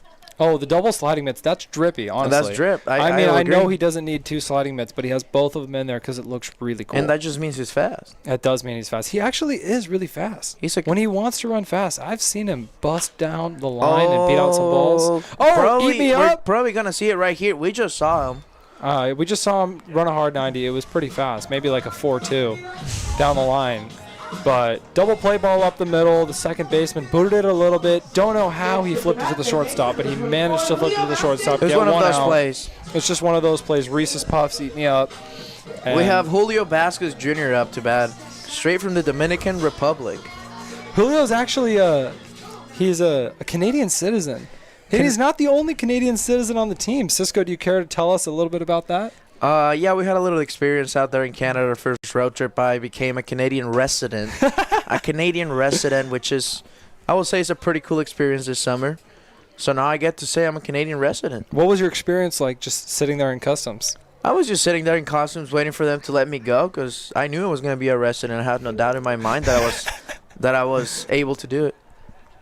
Here's Julio Vasquez up at the dish. The count is 1-0, 3-1 lefties. And our pitcher, number 28, no password on the computer, but he yanks one to the outside corner, 2-0 count. Same guy. Jackson Hamada. Way over on the third base side of the rubber. Deception technique, but it is harder to throw strikes from over there, at least in my experience. I tried to do that for one fall. I agree with you. I have to throw on the first base side of the rubber. I'm really over the top, so my ball tends to cut a little. So yeah, I like to perform there. It's hard to throw strikes from over there. I never liked it. Julio. Buhonda pinch runs for we got Leon. No, we got Leon. Leon over at first base with a stolen bag. Talk about Leon being fast. We with a stolen talked about bag. this. I would like to say we called this. We called it. Let's go. This is on us, guys. This is on us. Put it out there. Jason Leon is fast. Put some respect on his name. Jason Leon. Julio Vasquez up at the dish, 3-1 count. Almost got hit by a curveball on the last pitch. I know he's sitting fastball right here, and he's not going to miss it. We are about to see a loud barrel by Julio Vasquez. He's been hitting the ball really well recently. Pitch clock violation, and that's a walk. These umpires want to be here. Let's go. We talked about this earlier, too, how they let you know, and they're on it. Right on cue, the umpires on the pitch clock. Julio Vasquez draws the walk.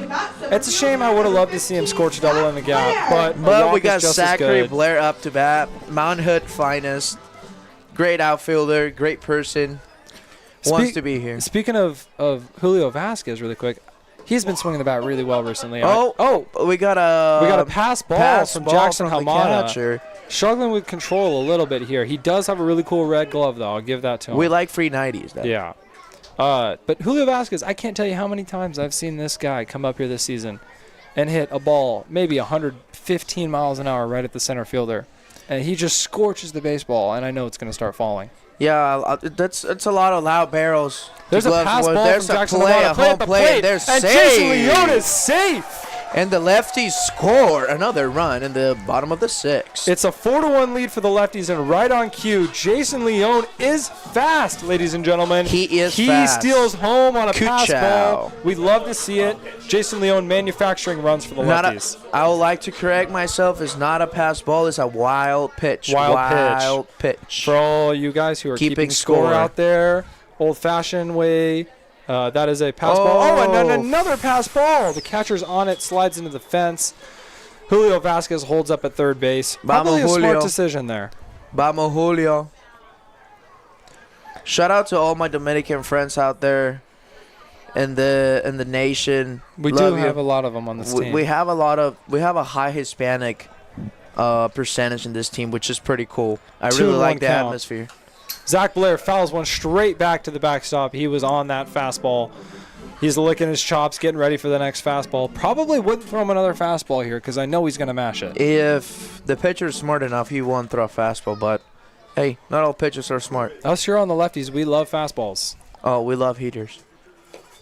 Everyone loves fastballs. I mean, that's why I don't like throwing fastballs. I love fastballs. I don't like fastballs. Your fastball's a lot harder than mine. Yeah, I mean, we just got to try to throw hard. Hey, guess what, Cisco? It's 3-2. You know what that means. Gotta have it if you have it.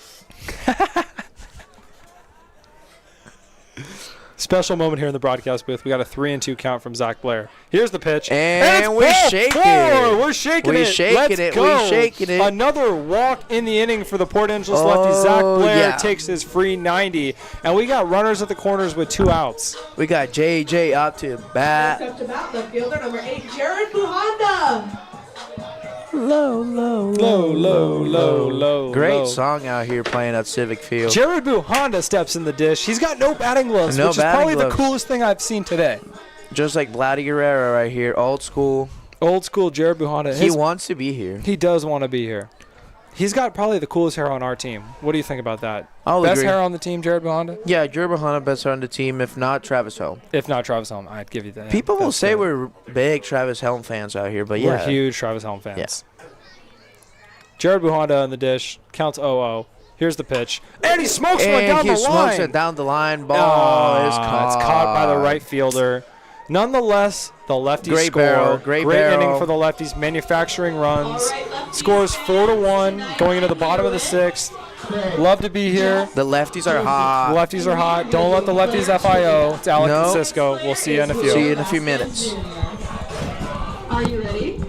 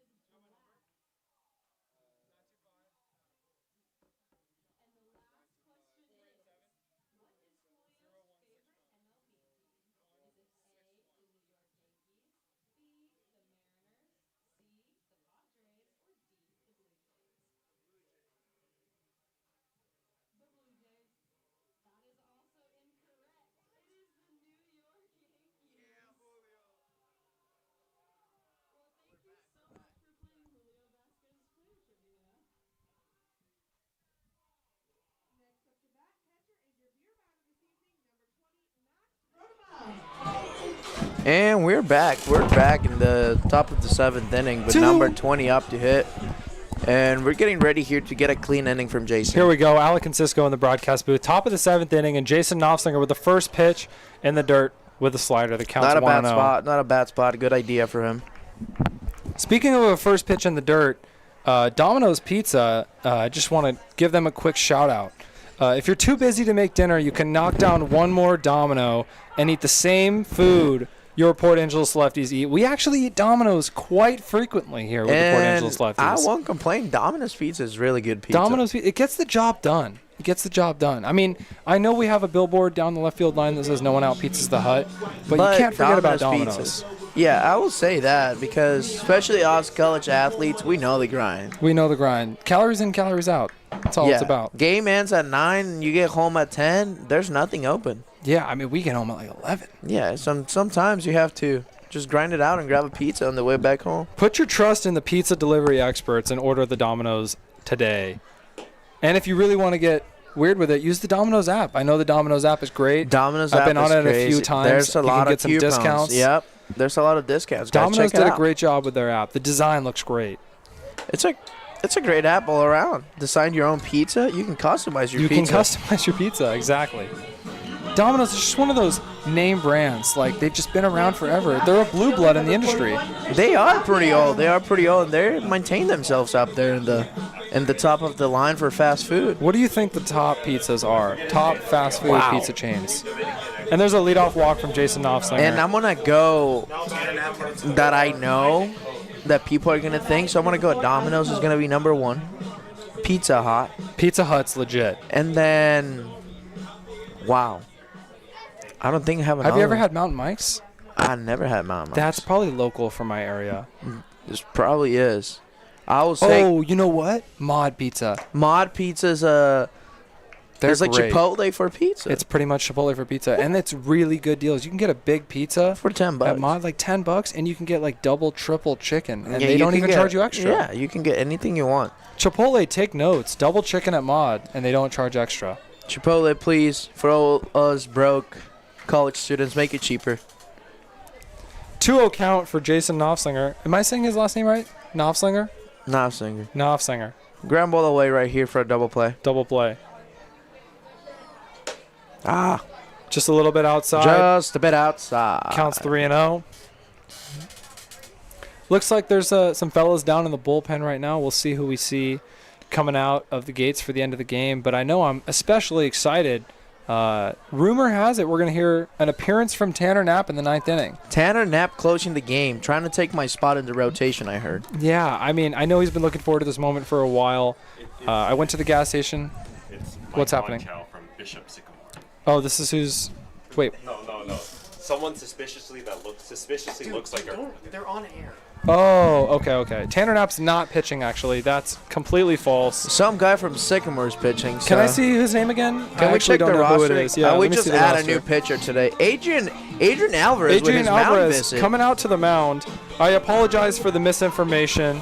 Tanner Knapp's actually not pitching. He is sick. In the dugout. He's sick today, homesick. I think he got the flu. He got a flu. I believe he got a flu just because the weather out here has been changing a lot. It got cold quick, and he probably just got the weather was under him. Which is fine. But I'm sure he'll be healthy for tomorrow's road trip. Yeah. Let's talk about Coach Adrian Alvarez out here. Coach Adrian Alvarez, first time coaching a West Coast League team. Great experience with them. Nothing but positive stuff to say about this guy. Adrian Alvarez, dude's just an all-around grinder. He wants to be here. He wants to be here. He wants to get better as a coach. Great vibes guy. Great vibes guy. Ton of energy, and I know he's going to do great things as a college coach one day. Learning a lot, getting a lot of knowledge to give it to us, and that's huge. Learning with us. Exactly. He's probably cracking jokes up there on the mound. Great guy. Trying to crack a smile, get our pitcher dialed in once again to get out of this inning without a run. So speaking of golf, Adrian Alvarez, our head coach, is actually wearing golf shoes right now. He is a big-time golfer, I heard. Yeah, he's also big-time into the gym. He likes to lift. Yeah, I'll put it out there. Adrian's traps are bigger than my life. He's got some magnificent traps. He got some nice shoulders, I'm not going to lie. He hides them well under the shirt. You know, he wears a little bit of a baggy shirt. He doesn't want to He's show humble. anyone off. Yeah, he he's doesn't very want to show humble. anyone. Exactly. But when he takes that shirt off, puts the bro tank on, the traps are out, and it's magnificent. I want to give a quick shout out to my host family, Tina. She just texted me right now. Having a great time out here in the booth. When we have a fly ball to second base, we got Yaramira's making the catch. And once again, Yaramira's a great defense. We got another comment coming in. Can we check the comments on YouTube? Next up to bat, first baseman, number 14, Gunnar Roundtable. Shirazaki. We got a comment from YouTube from an account called Young Enterprises. They said that Roundtable Pizza should be in the top 3. I agree with that. Would you put Roundtable in the top 3 over Mod Pizza? Roundtable. I mean, honestly, Roundtable Pizza, they've been Wow. around for longer than Mod. If we're talking about Blue Bloods who've just been dominating the industry Yeah, because year after year. Yeah, because we put Domino's up there for that reason. So yeah, we'll say Roundtable's up there before. I remember Mod. as a kid, the King Arthur pizza from Roundtable. That was legit. California, man. California. Counts 1-1 here.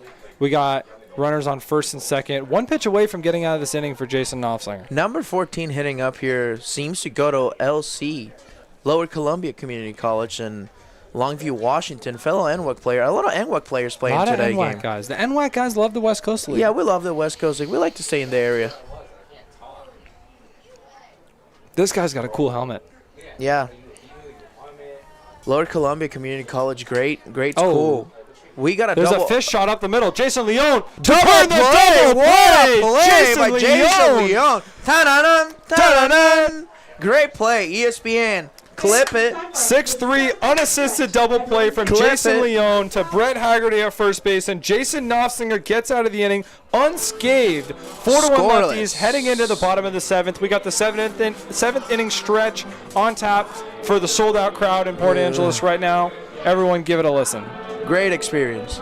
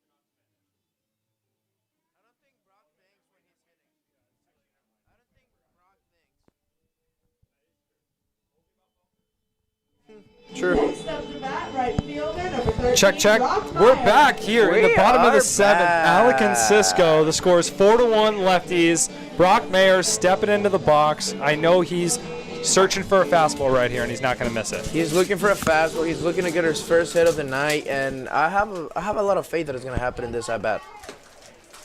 Can we pull up the comments again? I know that. Oh, what did I Mayer say? with a We hit in the called gap, it. hunting We a first called pitch it. fastball, and Brock Mayer smokes a ball into the left field Wanna gap for a be here, single. Brock. He wants to Wanna be here. be here. Oh my goodness, we got a lot of comments here in the chat.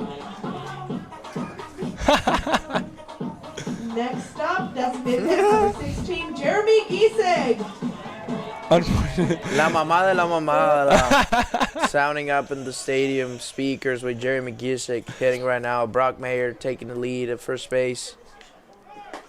Oh, back pick. Brock Mayer, and he gets back. Safe call from the umpire. Brock Mayer on a horse getting back to first base from that back pick.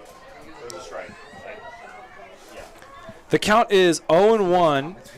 0-1. Jeremy Giesig looking for a fastball here. And he smokes a ball down the line. It's way back. Drop that fair ball. Down the left field line. Brock Mayer rounding second. He's rounding third.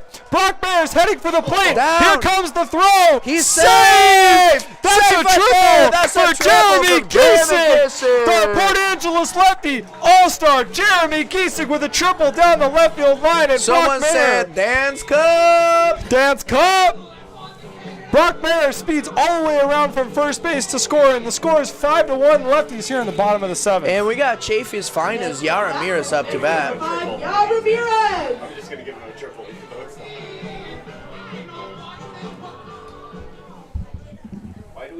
Huge triple for Jeremy Giesig right there, and Yara Ramirez steps in for the 0-0 pitch.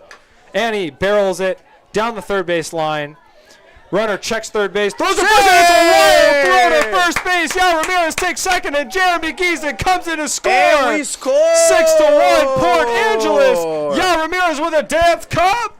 Dance cup from Yara Ramirez. Un animal. Next up, catcher number 20, Travis. Fun Bell. fact about Yara Ramirez, he's actually a cat person. He prefers cats over dogs. What do you think about that? That's a hot take. That's a hot take, but Yara Ramirez is a cat person. I was not expecting that. No, I was not expecting that either. We had a long, in-depth conversation about it the other day.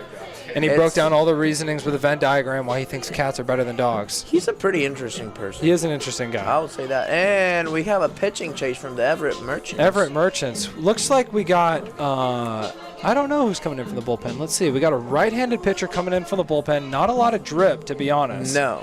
I mean, we got black cleats and a brown glove. And a brown glove. Not a lot of drip. Outfield glove, first of all. Let's say that. I mean, what are we doing here? I mean, unless he throws fuel, I'll give it to him, but not a lot of drip. Number 3. Let's see, number 3. Kate Larson. Caden Larson. He's Lower a right-handed Columbia. pitcher, 6'4", 215 from Lower Columbia College, freshman from Seattle, Washington. Let's see. First pitch fastball. Can we get a velo reading on that? Any velo reading on the first pitch fastball? No, that's all right. What does your IDAR tell you? 82. 82? I'll get it to you eventually. No, that's all right. I got We just want to 82. see if he throws fuel because he doesn't have any drip. That's maybe 85. Maybe 85. I gotta give him some. So it's gotta be 85. This guy sounds Dominican. Yeah, Cisco is actually, he's a little bit Dominican. You want to tell him a little bit about your background, Cisco? Well, I'm not Dominican, but I'm Mexican. But yeah, that's why my accent's a little heavy because I'm Mexican. I love Spanish. My first language was Spanish, so. Not a child. But we got it. We got a dial. We got a comment from Young Enterprises. Great song for the intro right here. For the Yeah, Everett it's a pretty Merchant good song. We like to keep it. We like to keep it great out here at Civic We like to Field. keep the vibes high at Civic Field. I will say the Port Angeles Lefties are the biggest vibes team on the whole 100%. West Coast League. 100%. The vibes are unmatched. We have better vibes than anyone in this league. Oh, That was kind of firm. That That might have was- been like 88. that might have. Wow. I mean, if you don't have drip, but you have velo, yeah. I'm on board for But it. we got once again our team captain Travis Helm. Up Travis to bat. Helm steps up to the dish in a big Number situation here for the Lefties. We He got likes this. no outs, runner on second. The score is 6-1.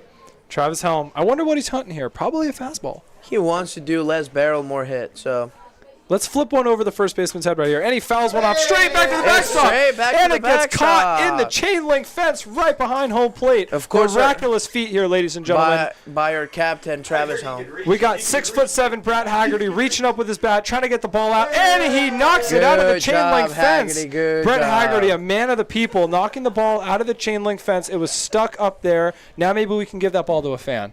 We could because that ball is not gonna be back to the game. And we got Travis Helm waiting out here for the pitch. Pitcher comes set. Delivers. Oh, outside corner fastball. Wow. I'm not so sure if that was a strike, but, I mean, nonetheless, the count is 0-2. The Coach, velocity on that is 85. Cisco, your IDAR was spot on, 85 with the fastball. I think I would like to say I'm never wrong. I would like to say I'm always right. Here's the 0-2 pitch, and it's a breaking curveball. ball in the dirt. Travis Helm, great take there with an 0-2 count. He knows what he's looking for, and he's not going to bite.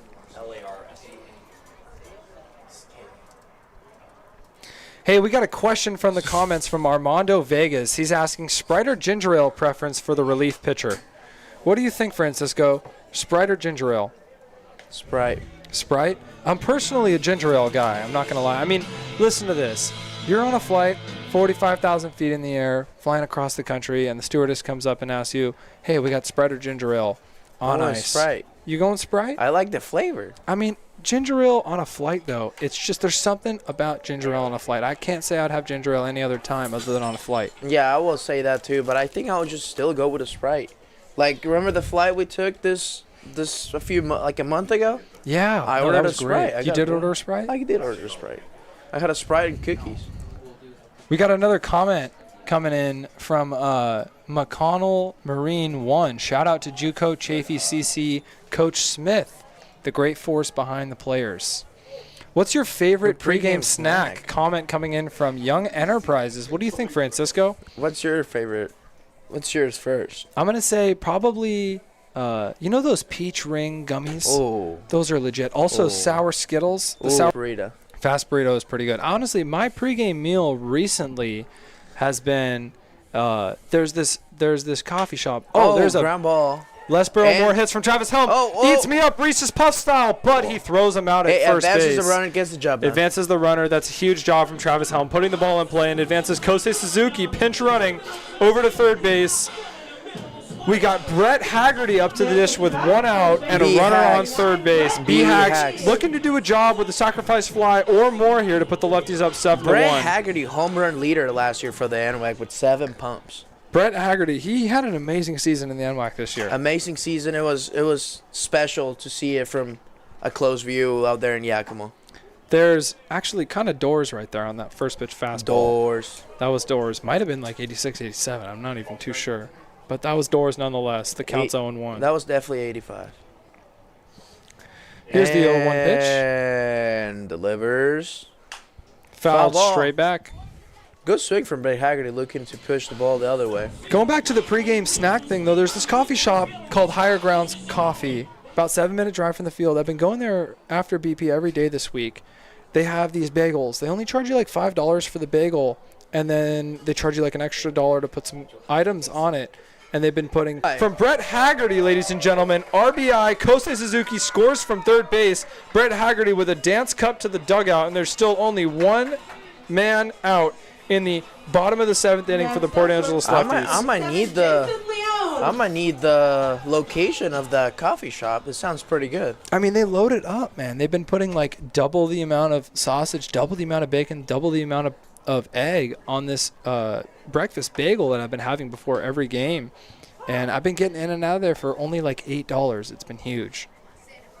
We got more questions coming in from the chat. Is there in and out of Port Angeles? What's the commentator's opinion on Angel Hernandez? What do you think about that, Cisco? Oh, Angel Hernandez. I mean, he retired, which is... Actually, Brett Haggerty gets canned at second base trying to steal a bag. And we talked about that 7-flat 60-yard dash that he had in Yakima Valley. I would say it's false. I mean, I love the aggressiveness from Brett Haggerty, but I'm not. We got 3 outs. We got 3 outs somehow, even though there should be 2 outs. I don't know what these umpires are doing. Probably on obstruction? Well, the inning ends early, but looks like we got someone new coming into the mound. We got a special appearance. Special appearance on the mound right now. Looks like Cisco and I are going to go down and watch this inning live just because this is a once-in-a-lifetime opportunity. But thank you, everyone, for listening. No, we will be back. I promise. We'll be back in the bottom of the 8th. Yeah.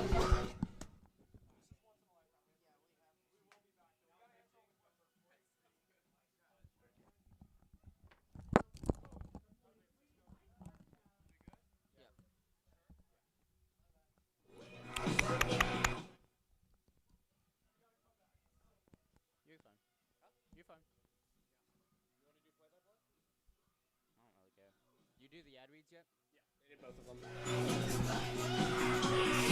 them. Well, welcome back to Civic Field. We've got a new bump on the mound for Port Angeles Lefties. As we hope you enjoyed Alec Hagopian and Francisco Lopez up here in the booth. They're two really great guys, and apparently you guys have been liking them a lot. They'll be back at the bottom of the 8th. This is a once-in-a-lifetime opportunity for them to see this new pitcher on the bump. It's Lefties pitching coach Tanner Knapp. He's the man on the mound today. Yeah, they said this is a once-in-a-lifetime opportunity for them, and they wanted to go down there and witness it with their own eyes. We are excited to see it. We've seen Tanner Knapp, as we talk about all the time, he's a great pitching coach. He was a great pitcher. Let's see if he's still got it. Obviously played college ball, is familiar with the West Coast League, played for Kelowna in his playing days, had a couple different spots. He started out at Seattle U, then went to a community college before finishing off at Cal State San Bernardino. And the first pitch from Knapp.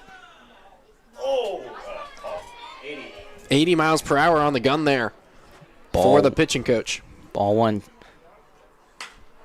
That one's lined right to first base. Haggerty will just toss it over to Knapp, and Knapp, look at the speed there as he gets the first out of the top of the 8th. Yeah, PFP from the pitching coach. He practices what he preaches. He's still got the hustle there as he gets some laughs from his players out there. We see Julio Vasquez here at Civic Field as this next pitch is low for ball one. And had a couple members of the community play the outfield. Had a couple players up here in the booth. And now we got Tanner Knapp, the pitching coach, on the mound. And that one's belted into center field. Blair will get under it, and he will make the catch. Tanner Knapp can breathe a sigh of relief here. We're 2 down here in the top of the 8th. Knapp with a little bit of a pump of his fist there.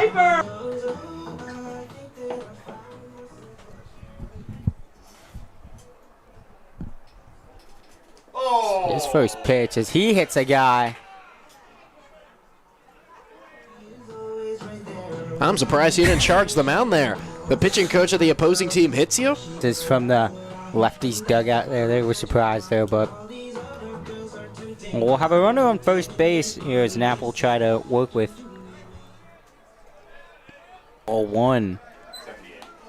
That one on the gun, 78 miles per hour.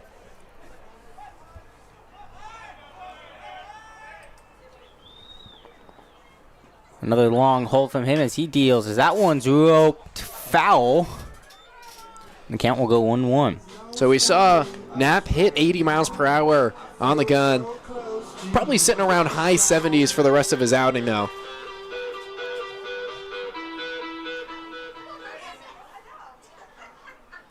Checks back at first base. A 1-1 from Knapp as that one's dribbled up. And that'll be the third out. And a quick 1-2-3 from Knapp as he gets some round of applause as the bench comes up. The 8th as the Lefties lead 7-1.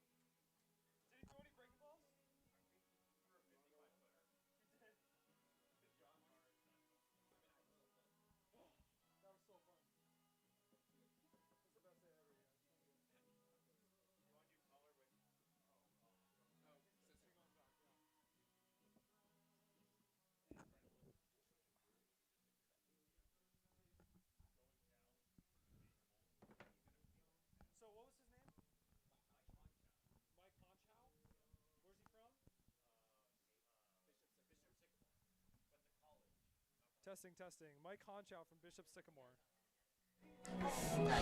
We're back here, Alec and Cisco. After a brief hiatus for the top of the 8th inning, we wanted to go down and watch our new player, Mike Honchow. Came in from Bishop Sycamore College and threw a scoreless inning for the Port Angeles Lefties. Love to see it. First appearance with the team. Pretty good performance. We got Julio Vasquez Jr. up to bat round. So we got some questions to catch up on here, Cisco. I know the chat has just been exploding ever since we got on here. Maybe we're fan favorites. Yeah, I would like to say we're I know I have seen worse, though. We've seen some pretty bad umpires here sporadically throughout the summer. What age did you start playing baseball? From Young Enterprises. What age did you start playing baseball, Cisco? Probably 4. 4 years old? 4 years old. Honestly, I don't even remember to be 5 I guess years old. that's the age to start playing baseball, 4 or 5. Yeah. Wow, it's been 18, 19 years of this game. Is there an In and Out in Port Angeles? I know that's Shu's favorite. Oh, we got Sore Loser commenting. Is there an In-N-Out in Port Angeles? Unfortunately, there actually isn't. No In-N-Out here in Washington. Nowhere near. As Julio Vasquez goes down swinging, there's one down here in the bottom of the 8th inning. Yeah, no, I'm not going to lie. I miss my In-N-Out. Lived like a 2-minute drive from In-N-Out. Same. The last 2 years in college. There's a lot of In-N-Outs in Tucson. Pretty much my dinner, like every single night, I just go and get like 4 or 5 burger patties. Can't complain about it. There's a swing and a miss from Zach Blair at the top of the zone. The count's 0-1. Get a 4x4. I started doing it was I would get animal fries, but instead of getting a burger with it, I would just get 2 patties. Yeah, no, that'll play. Also, I actually created this thing. It's called the Beast Bowl. I just created it last season.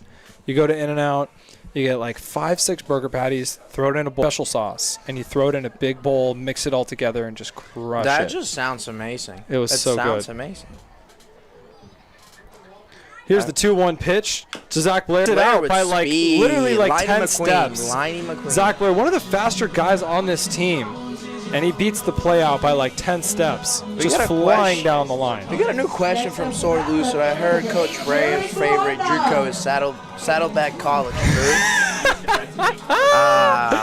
Oh man, I can't say that that's entirely true. I know he does have a high level of respect for Saddleback College. He has respect for everyone. I know he has a high level of respect for them. He's recognized them as one of the best JUCOs in California.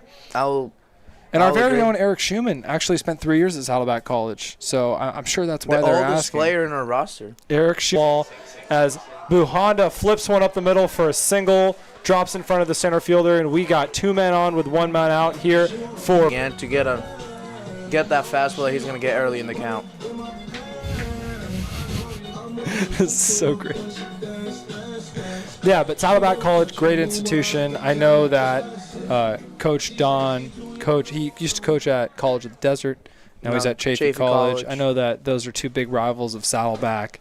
And shout out to Saddleback College. I know they actually just won the championship. So I don't know what championship it is. Maybe California. No, I know they won like the highest title that they could win for this season. They went all the way. Then is Colorado. There's Grand Junction. They won the whole thing. So Saddleback College had a great season. Wow. There's a foul pitch from Brock Mayer. We got Eric Schumann. He started his career at Saddleback College, who just won they won the state championship. Wow. In California. I think that's actually, I might be mistaken, but I think that's actually because the California JUCOs don't go to Grand Junction. I think the highest. And Brock Mayer with a single to right field. Zach Blair being held up at third with a great throw from the right fielder. But the bases are loaded here for our very own Jeremy Giesig, the all-star for the Port Angeles Lefties with a rip, ladies and gentlemen. A lot of excitement here in Port Angeles. Great atmosphere. The fans are loud. The fans are loud out here. Foul ball. We got a shout out from Southern California. Go Bakersfield Roadrunners. I know my roommate Jason Leone and JJ. We have a lot of D1 chillers. We got a lot of D1 chillers. We got Jack Clavino. Shout out Clev. Shout out Clev. We love Clev. Clev's really close. He's close to record. Special. That'll be special for us. The WCL. He has the highest level of putouts since the Lefties joined. Has 35 putouts, and he's 7 away. He has 30 assists in league play, so that means he needs 13 more assists to break the record. I think he can definitely pull it off. I think he got it. chance for Jeremy Giesig. But going back to our D1 chillers, another one of those D1 chillers we got is Ethan Kadama. What do you got on him? Ethan. You gotta respect it. You gotta respect it. Absolutely. The guys want to be here. Everyone in this clubhouse wants to be here. 100%. 100%. That's what separates us here at the Port Angeles Lefties. Oh, yeah. We want to be here. Even the coaching staff wants to be here a lot. Here's the pitch, and it's a ball in the dirt. The count goes to 2-2. Jeremy Giesig is getting locked in for this 2-2 pitch. Taps the plate. Calls his shot. Maybe, maybe not. But here we go with the 2-2 pitch. 2-2 count, 1 out. Bases juiced. Here's the pitch. Jeremy Giesig. He might have been hosed. I'm not going to lie. That was a great throw from the left fielder. Short throw. Not deep enough to score the run, but we got a second chance, Cisco. We got Kosei Suzuki. Kosei. Right guy, right time. Number 23, Kosei Suzuki, stepping up to the box with the bases loaded. Insurance runs would be huge here. We have Jack Joyce coming out of the pen, looking for a 1-2-3 inning, so we'll be ready for this. When the stream lags, can they still hear us on audio live, or is our audio lagging too? They hear us. The audio keeps up even when the stream lags? That's huge. And swing and a miss on a breaking ball. Kosei Suzuki probably hunting fastball here, but he's got one of these guys on the team that I love. Kosei is a great teammate, huge vibes, guys. You just never know if he's 0 for 40 or 40 for 40. He just carries himself so well every single day. Shows up to the yard. Clubhouse. Anyways, Kosei Suzuki strikes out looking, and the inning has ended. I still love Kosei, but he did strike out looking to end the inning. It's all good. We got Jack Joyce coming in for the top of the ninth.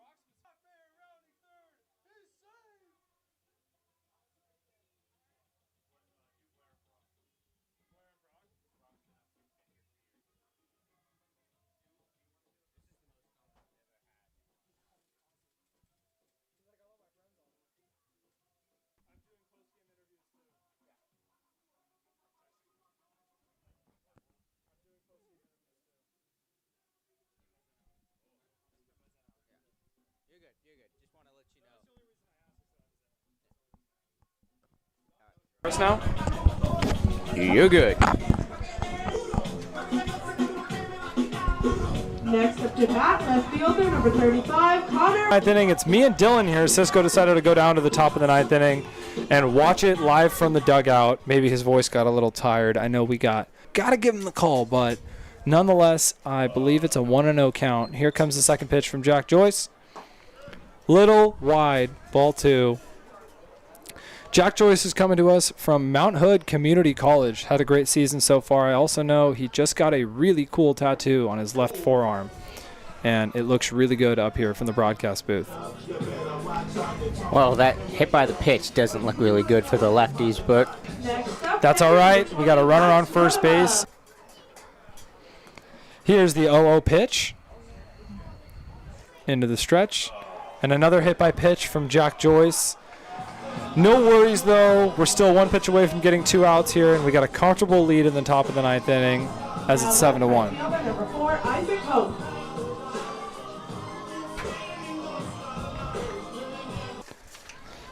Jack Joyce comes set for the 0-0 pitch. A little bit wide. It counts 1-0. Grown up, but I know they drove up here together. There's a strike from Jack Joyce, and the count's 1-1. That looked awfully firm. Championship, the first in 63 years. What an accomplishment for Canby High School, Jack Joyce and Jason Knopfsinger. I think Jack actually drove drive. that is a very long drive. Very committed teammate. Very committed teammate. Huge teammate.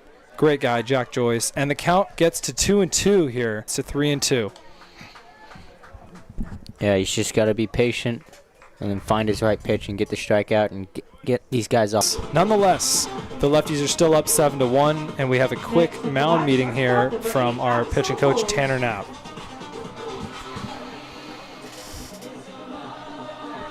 Dylan, why don't you, during the break, why don't you tell us a little bit about yourself when it comes to broadcasting and your passion for broadcasting and what brought you up here this summer? I don't know. I think I knew from a young age I wasn't going to be big enough or strong enough to play sports, but I always loved sports, so I always thought working in the industry was always really fun. I'm fortunate to go to a really cool school that has a great major. Virginia Tech's got ins and outs of this industry, and it's been really fun, and that's what kind of led me up to Port Angeles. I saw that they were hiring, and I applied for the internship. And okay, where'd you find the posting? Was it just like a random LinkedIn posting on Indeed or what? I just looked up sports internships, and Google has use precise location, and it's just about like an hour drive to the ferry, and then half hour on the ferry, so not too bad. So here's the 0-0 pitch from Jack Joyce, a little bit wide for ball one after the pitching coach meeting with Tanner Knapp. Oh, we're going to leave for a week. Are you going to go back home to Edmonds and hang out with your family? I am, actually. My parents they're in Europe. They were in Europe for 2.5 weeks, so I'm going to go back, pick them up, hang out with them a little bit, and then I got to come back to Port Angeles because we've got some stuff we got to do for work, so yeah. Nice. Well, there's a strike from Jack Joyce, and he comes back with a ball. The count goes to 2-1 here in the top of the ninth, 7-1 lead for the Lefties. Here's the pitch, and he skies one to right field. Brock Mayer camps underneath it. Will he tag? Brock Mayer lets it rip to the plate. Looks like a good throw, but he's safe. The throw is a little bit offline to Travis Helm, and the Everett Merchants score one on the sacrifice fly. The score is now 7-2. And there's a runner on first and third with one out. We're one pitch away from ending this game here, ladies and gentlemen. Jack Joyce looking for a double play.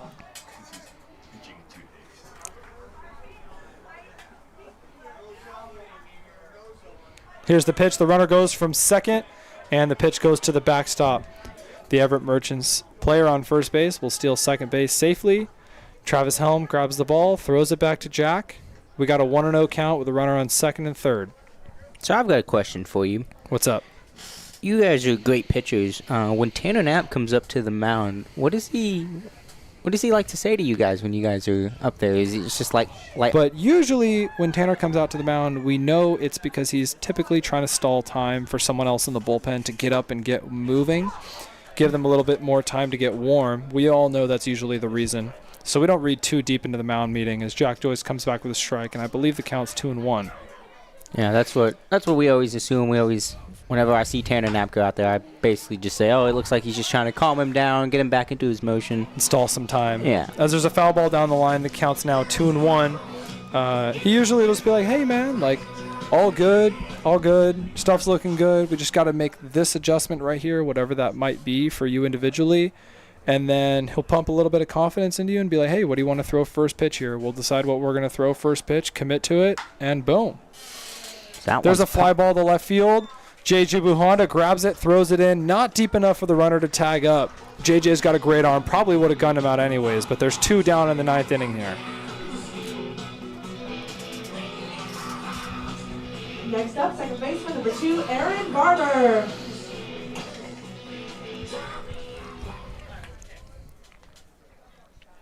Here's the 0-0 pitch from Jack. First pitch strike, love to see it. Jack Joyce paints the corner with a firm fastball, and the count is 0-1.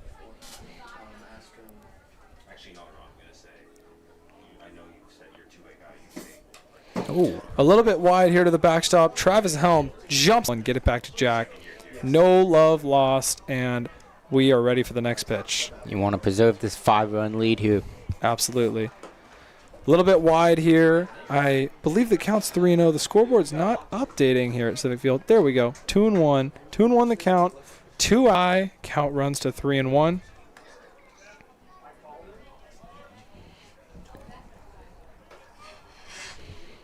Joyce comes set. Winds and delivers. High for ball 4, and the bases are now loaded with 2 outs here in the 9th. No big deal, though. Now there's a force out at every base. Ball in play to the infield should be an easy out and ends the game. Up to bat. All you really need is a pop fly. Pop fly or a ground ball. Or a strikeout would be cool.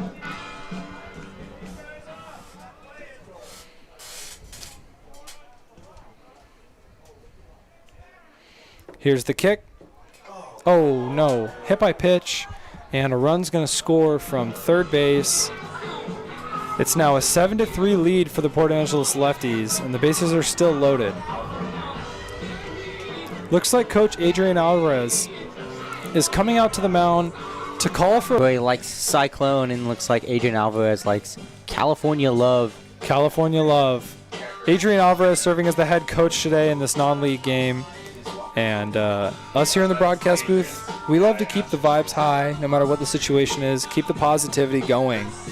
And we're still in a great spot to win this game here on a beautiful evening in Port Angeles.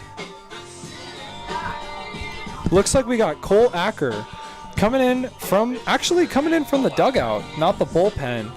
Don't see that every day, but Cole Acker, he's just one of those dudes who's ready to that mindset. He's ready to come attack hitters, coming in from the dugout. Pretty legendary, actually, coming in from the dugout. If he gets this strikeout right here, what a story we could tell. Cole Acker coming in from the dugout to come in and strike out the last guy and end the game. That'd be pretty cool. Not bad for your broadcasting debut. That'd be a pretty good call right there. Cole Acker, sidearm pitcher, really deceptive. Love his stuff. I played catch with him a few days ago, and he's got really nasty stuff.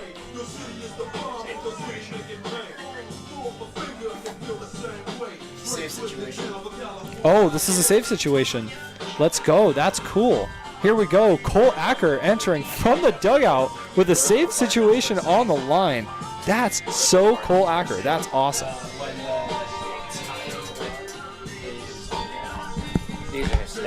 Oh, okay. Got it. Yep. So Cole Acker for the Port Angeles Lefties comes in. He's got 16 appearances with 1 save, 29 innings, 14 strikeouts, 13 walks, and 47 hits. Come into big spots and got the job done. Let's see if he can do it here again. Number 11, Jaden Piper.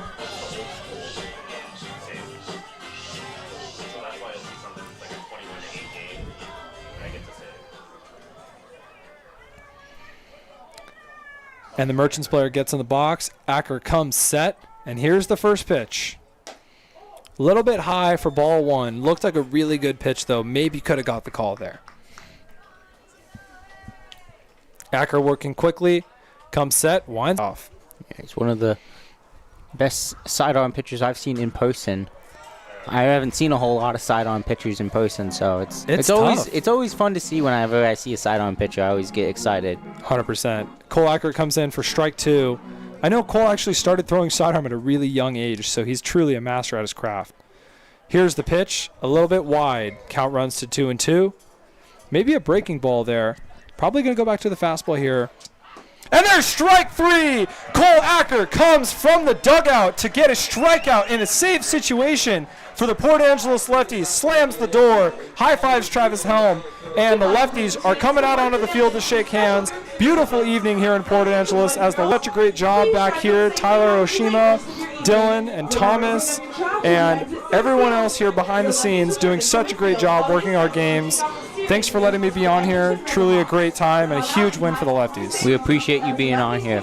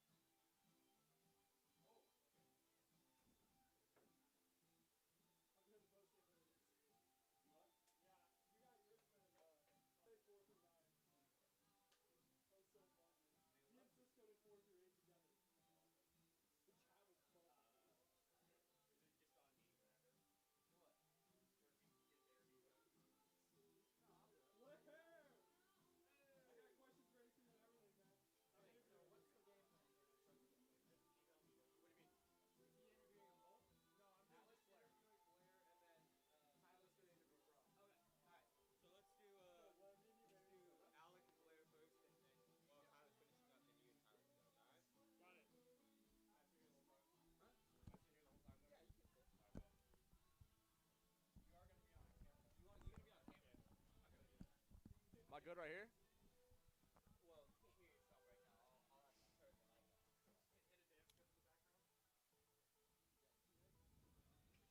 This is pretty much what I'm asking you.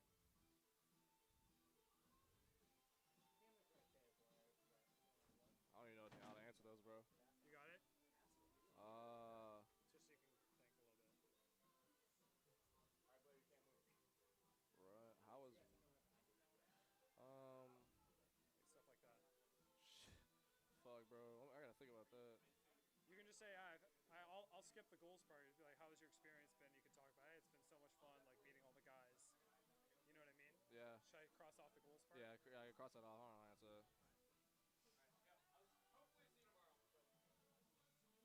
Everything else fine? What if I asked you about, hey, what do you think about the team so far in the second half? Like, what have you seen the difference in the first half and the second half? We've already surpassed our win total. What I said, we coming out, play with intensity. We know it's the second half. Yep. It's a new start. We're just having fun with it. Cool. All right. We're ready. I'm joined by Zach Blair, the man of the hour with the Lefties, winning 7-3 here on a beautiful evening in Port Angeles. Zach, I want to ask you first about hit by pitches. You have 12 hit by pitches already in league contests this season. The Port Angeles Lefties record is 13, and the overall franchise record is 17. You're getting pretty close to that. What are your thoughts on that? Do you try and get hit by pitches out there? Not particular. I mean, I'm just getting in the box. They throw the pitch at me. I'm not going to move my feet. So, I mean, if it hits me, it hits me. Does it hurt? I mean, like, what velocity have you felt that you were just like, dang, that really hurt more than usual? I don't even think it's the velocity. It's more the location it hits me. But some of them don't hurt. Someone hurts. Second thing, I want to ask you a little bit about today. Obviously, non-league contest. We had a ton of fun out here. We had fans playing in the first inning, and then Tanner getting to throw the 8th inning. What was the vibes like down there in the dugout? How much fun did you have in this game today? I mean, yeah, it was a non-league. It was super loose out there. We're having fun with it. He did good. I mean, he was throwing some balls in the dirt. I mean, he got out the inning, though. He did good. Next, I want to ask you, what's your experience been like in Port Angeles? I just want to ask you, second half, the Lefties, we've already surpassed our win total from the first half here in the second half. What's the biggest difference you've noticed with the team? I feel like coming out and playing with intensity. We know it's the second half, a new beginning. So, I mean, we got a chance to do something special. I think we're doing a good job so far. So let's go. Wise words here from Zach Blair, live in the Port Angeles Lefties broadcast booth. We're going to pass it over to Brock Mayer for the next interview. Stay tuned.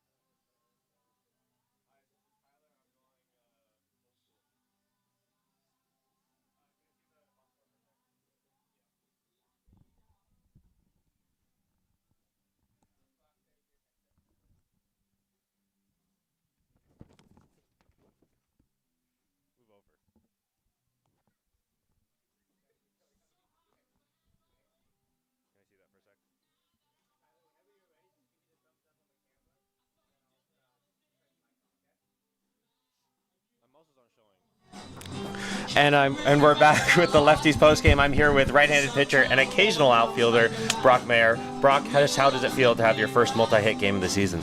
It feels great. You know, the swing's starting to come together, so we'll see what happens in the future with that. Now, you interestingly came in the second inning after we had a fan take the first AB and play in right field in the first. Just how much big was it for the dugout vibe? Just having fun. We're here to have fun. So it really just brought the bright side out of guys, you know. made it not so serious. And as someone who, as you are a two-way player, what does it mean for your prep for your start this weekend when you come in and you play right field and you make all these good throws coming from right field? What does that impact? Do you think it actually improves your potential pitching performances?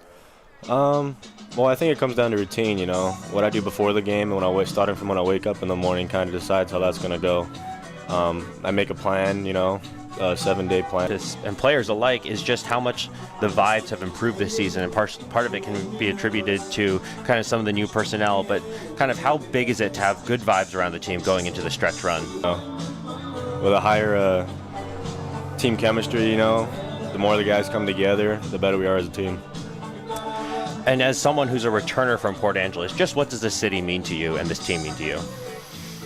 Oh, it's awesome. You know, the community's been great. You know, they're nothing but supportive of the team. You know, every time I see a Lefties player, I just get a boost of pride, you know, because everyone's like, oh, you know, Lefties. And it's just awesome to be around the environment, the stadium, the stands, you know. Everyone's very, very happy and just a good environment.